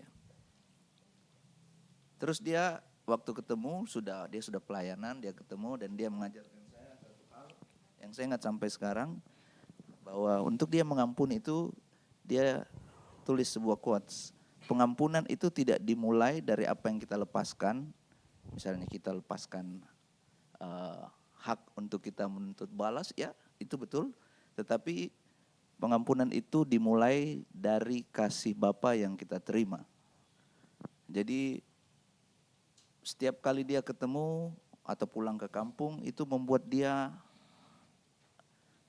sakit hati. Dia selalu kecewa, dia selalu bertanya, kenapa hal ini harus terjadi?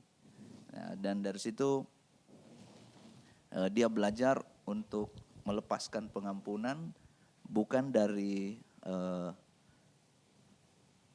sesuatu yang harus dia lepaskan, karena dia sudah menerima pengampunan terlebih dahulu daripada Tuhan. Padahal dia ini punya hak. Dia punya hak untuk, saya harus menuntut dong, ini orang tua saya yang dibunuh, ini adik-adik saya, tinggal saya sendiri. Jadi, tapi dia melepaskan hal itu karena dia sudah menerima kasih Bapa. Jadi seperti yang tadi Kais sempat singgung dari Lukas pasalnya yang ke-7, tentang ada 2 orang yang berhutang. Satu berhutang 500 dinar, satu 50 dinar. Lalu mereka tidak sanggup membayar kembali hutangnya. Dan tentu yang lebih bersyukur itu yang hutangnya 500 dinar. Karena dia lebih banyak berhutang. Dan ketika Yesus mengajarkan hal itu, Yesus sedang memberitahu bahwa yang kita terima dari Bapa itu pengampunan atas dosa. Tadi sudah dijelaskan konsekuensinya tetap kita pasti akan hadapi. Dosa kita sudah diselesaikan, tetapi konsekuensi di dalamnya tetap kita harus hadapi, kita harus bertanggung jawab seperti yang kayak saya sampaikan waktu khotbah 2 minggu lalu. Daud tidak tawar-menawar tentang konsekuensi yang harus dihadapi. Tentang akibat dosa, pelanggaran ketika ia ditegur Nabi Nathan. Jadi pengampunan itu bukan sebuah hal yang mudah, yang sepertinya kita kerjakan lalu dia bisa selesai. Saya ada di posisi di mana satu kali bukan orang yang berbuat jahat, tetapi saya yang melakukan kesalahan. Dan pada waktu melakukan kesalahan, waktu saya membaca 2 Korintus ini, saya mengingat bahwa ketika kita melakukan kesalahan, jangankan menegur, melihat pun tidak mau. Jadi saya benar-benar merasa all by myself. Saya benar-benar merasa sendirian. Jadi waktu itu saya sudah pejabat, sudah pendeta, dan didisiplin, ya diskors lah. Tidak pelayanan, tidak ngapa-ngapain selama 1 tahun.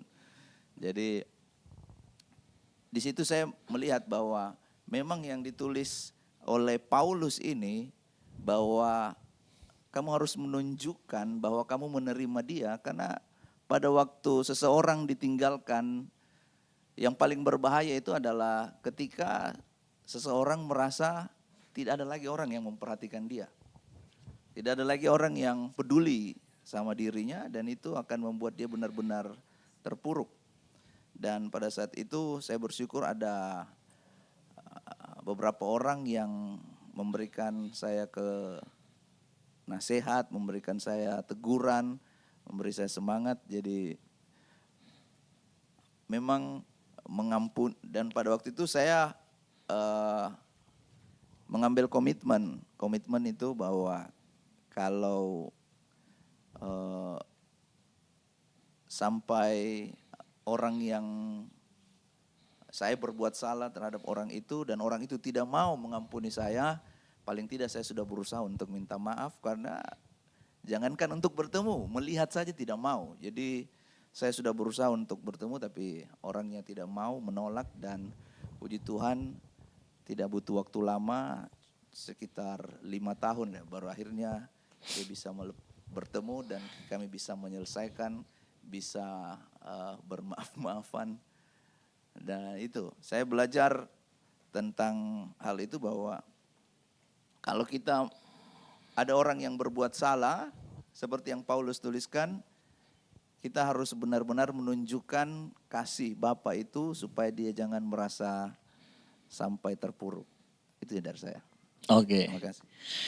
Nah, saya mau kita agak mundur lagi ke belakang sedikit gini ya. Penting buat kita untuk mengingat bahwa kasih, pengampunan maupun pemulihan itu harus disertai dengan kasih. Ya. Nah, kasih itu, kasih yang kita alami nih, yang tadi dikatakan sama Pak Peter, pengampunan itu kan titik awalnya sebenarnya adalah karena kasih, karena kita kasih. Nah pertanyaannya sekarang gini, bagaimana kita bisa memiliki kasih yang seperti itu? Nah ini yang kita sulit, beberapa dari kita sulit, betul atau tidak? Ya, saya mau kasih tahu begini loh, kasih yang kita alami, yang pertama dengar baik-baik. Ya. Kasih yang kita bisa mengampuni itu lahir dari kesadaran bahwa hidup kita itu sebenarnya berasal dari pengampunan yang sangat mahal. Ya. Ingat cerita tentang tadi yang orang yang berutang banyak talenta dengan orang ini, dia harusnya tahu bahwa hidupnya berasal dari pengampunan yang sangat mahal. Makanya saya mau kasih tahu, orang yang pernah tahu dirinya sudah pernah rusak, pernah diselamatkan, dan sampai saat ini masih terus dipulihkan, akan dia sulit mempunyai sifat yang kejam. Dia akan sulit, malah kan dia akan melunak. Kenapa? Karena saya katakan tadi ya, orang yang begini kan justru hidupnya itu lunak cara dia memperlakukan orang lain. Tahu cara lunak memperlakukan orang lain? Dia mudah mengampuni, itulah maksudnya. Ya. Nah, kasih model yang seperti ini itu tidak dihasilkan. Kasih yang tadi itu nggak bisa, kamu mau disiplin rohani nggak bisa. Kasih yang seperti ini hanya bisa didahului kalau engkau pernah mengalami pengalaman dikasihi. Kasih yang tadi menjadi dasar kita mengampuni, kasih yang tadi menjadi dasar kita dipulihkan, itu adalah kasih yang kamu nggak bisa usahakan sendiri. Tetapi kasih yang kamu rasakan saat kamu mengalami dikasihi. Dan kapan itu terjadi? Saat kamu sadar bahwa hidupmu itu adalah dari pengampunan yang harganya sangat mahal. Makanya miliki kesadaran itu. Miliki kesadaran bahwa hidup kita itu berasal dari pengampunan yang sangat mahal. Makanya kasih ini hanya bisa dipelajari lewat salib, bukan lewat seminar. Ya. Salib itu melihat dosa serius, tapi di atas salib itu kebenaran dan kasih Tuhan menyatu di sana. Dia juga maha kasih, tapi dia juga kudus dan dia benar. Gitu loh. Makanya Orang yang hidupnya dekat dengan salib, dia tegas terhadap dosa, tapi dia lembut terhadap orang. Gitu. Ingat ya, kasih yang bisa kita pakai untuk mengampuni tidak diusahakan, tetapi itu dihasilkan dari pengalaman pribadimu dengan Tuhan, dari relasimu dengan Tuhan. Dan itu dipelajari lewat salib, bukan lewat seminar. Gitu. Oke? Ada lagi yang mau tambahkan? Makanya tadi betul apa yang dikatakan bahwa mengampuni itu diawali dengan kasih. Dan kasih yang kamu rasakan itu kamu gak bisa produksi sendiri, tetapi itu hanya bisa kamu alami. Ada lagi? Taci, silakan Taci.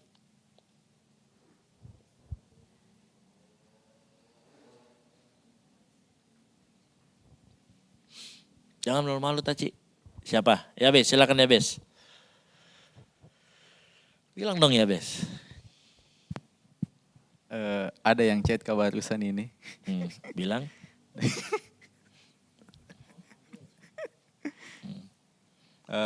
Kan tadi kayak Esra bilang, pengampunan itu secepatnya. Tapi kan konsekuensinya itu, akibatnya itu kan ada relasi yang hancur. Ya. Bagaimana misalkan kalau dua orang ini, pelaku sama, maksudnya dua orang ini. Yang diampuni dan yang mengampuni. Hidup dalam satu lingkungan yang sama, maksudnya kayak misalkan dalam satu kelas.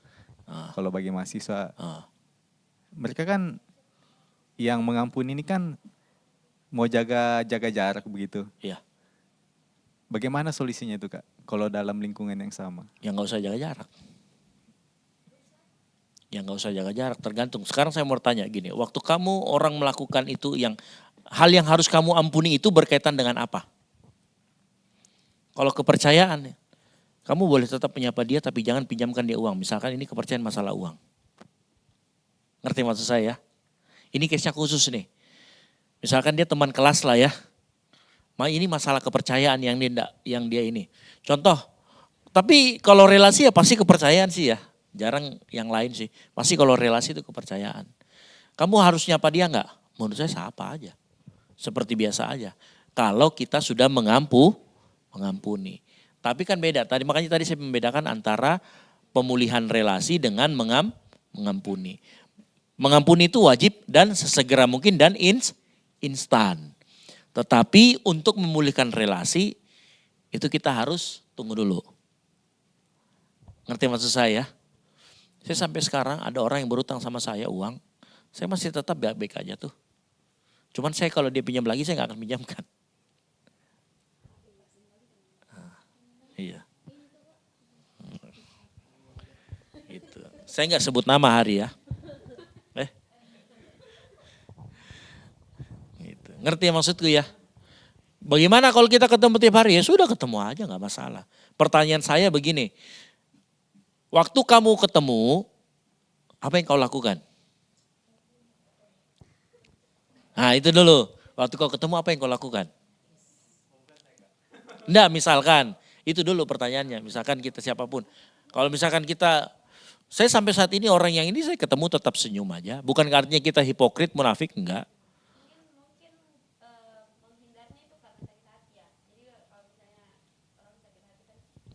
Ya sebenarnya itu kan refleksi dari kepercayaannya yang rusak.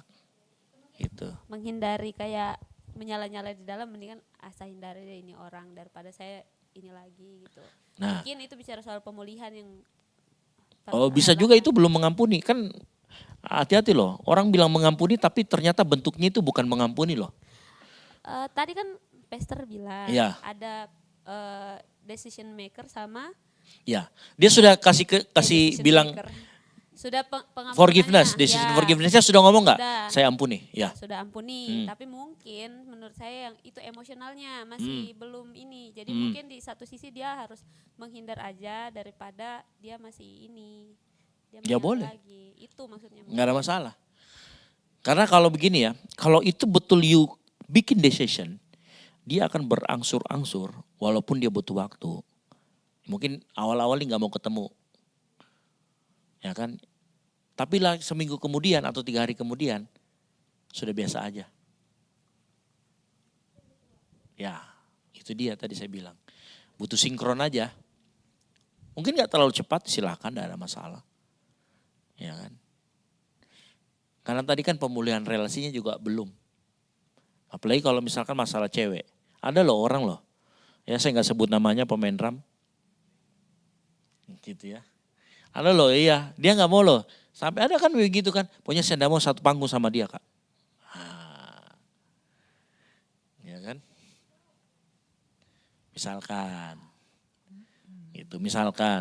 Misalkan nih gara-gara apa gitu ya, selisih. Akhirnya gara-gara itu selisih, pokoknya Kak, kalau kita panggil dia, saya mau, jangan ada saya. Nah kayak gitu tuh. Pada saat saya tanya dia, kamu sudah mengampuni dia belum? Gimana nih Kadi? Dia masih gitu tuh. Saya bisa tahu kamu belum mengampuni. Gitu.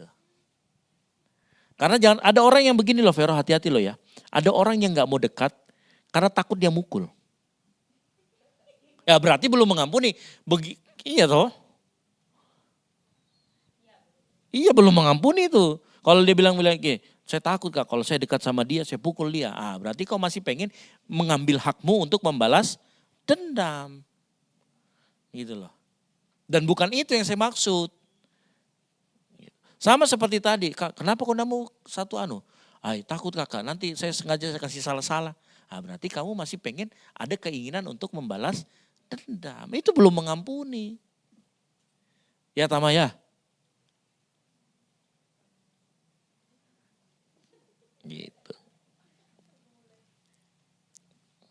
Apalagi? Kayak itu emotional decisionnya harus berakhir pada kita tidak sakit hati lagi. Iya. Harusnya. Tapi batasan waktunya tidak ditentukan. Tidak ada. Tidak ada. Yang penting kita mengampuni, berarti kita tidak membalas. Terus kalau sakit hati sampai 10 tahun begitu enggak apa-apa. Kalau sakit hati 10 tahun sih sebenarnya sih itu Bu. Itu sih kayaknya belum mengampuni ya. Karena kayak kalau base-nya on saya tidak ada revenge.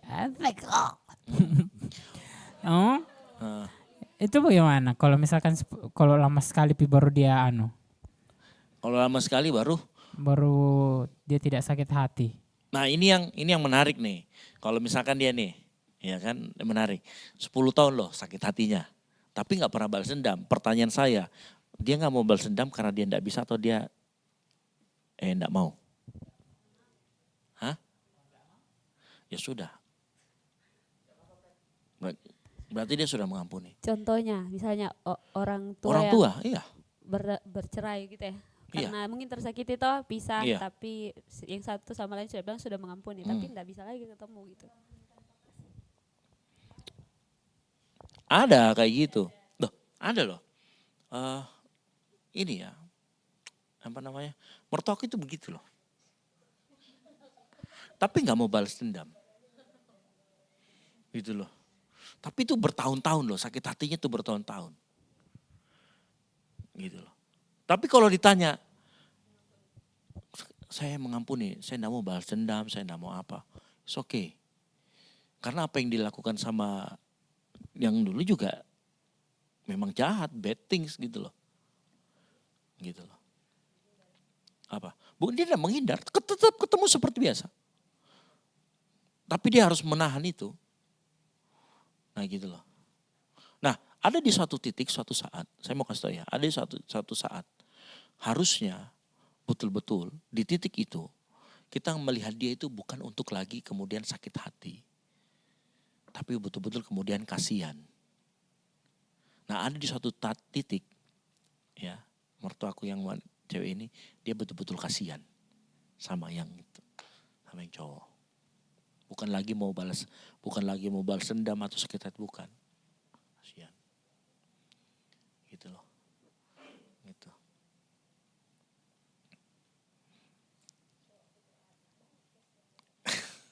Kenapa tahu Putra?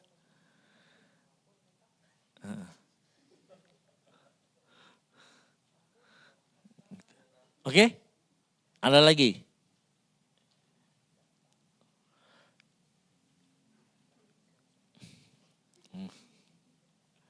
Kalau sudah nggak ada, kayaknya sudah nggak ada juga, sudah 21.15 ya tadi kita mulainya jam 7.15. Oke, kita tutup malam hari ini santapan rohani kita bersama-sama. Yoi. Oke. Ini kepala, siap-siap berdoa Kiro ya. Oke. Ya udah kita tutup kembali, kita berdoa yuk.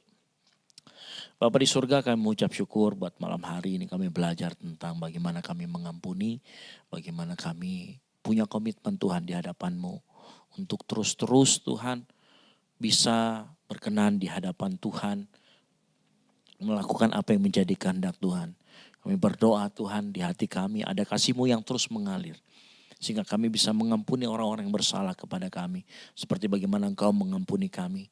Biarlah kasih itu mengalir dari kesadaran kami bahwa kami hidup ada karena kasih yang begitu mahal yang datangnya dari Tuhan. Pengampunan yang begitu mahal yang datangnya daripada Tuhan. Kami berdoa Tuhan malam hari ini kami bisa dibukakan kembali, disingkapkan kembali dengan kebenaran firman Tuhan. Kami yakin dan percaya kebenaran firman Tuhan itu akan mengubahkan kehidupan kami. Tuhan, hamba mau berdoa buat setiap anak-anak-Mu yang hadir malam hari ini, yang sebentar akan pulang ke rumah masing-masing. Tuhan, tutup bungkus, jaga lindungi selalu.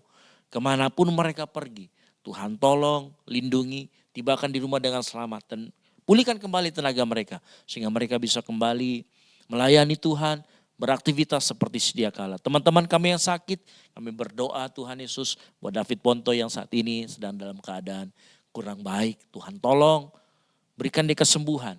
Kesembuhan turun malam hari ini juga. Biar besok bisa melayani Tuhan segala aktivitasnya. Tuhan sertai kembali. Kami yakin dan percaya segala organ-organ yang rusak Tuhan sembuhkan. Juga mungkin teman-teman kami yang kami tidak bisa sebutkan satu persatu yang saat ini dalam keadaan lemah tubuh. Tuhan tolong menyembuhkan, Tuhan tolong angkat sakit penyakitnya. Dan kami yakin dan percaya dimanapun mereka berada, pertolongan Tuhan tetap sama. Ini yang menjadi doa kami Tuhan malam hari ini. Kami yakin dan percaya bukan kehendak kami, tapi kehendak-Mu yang jadi. Di dalam nama Tuhan Yesus Kristus. Haleluya. Amin. Amin. Amin.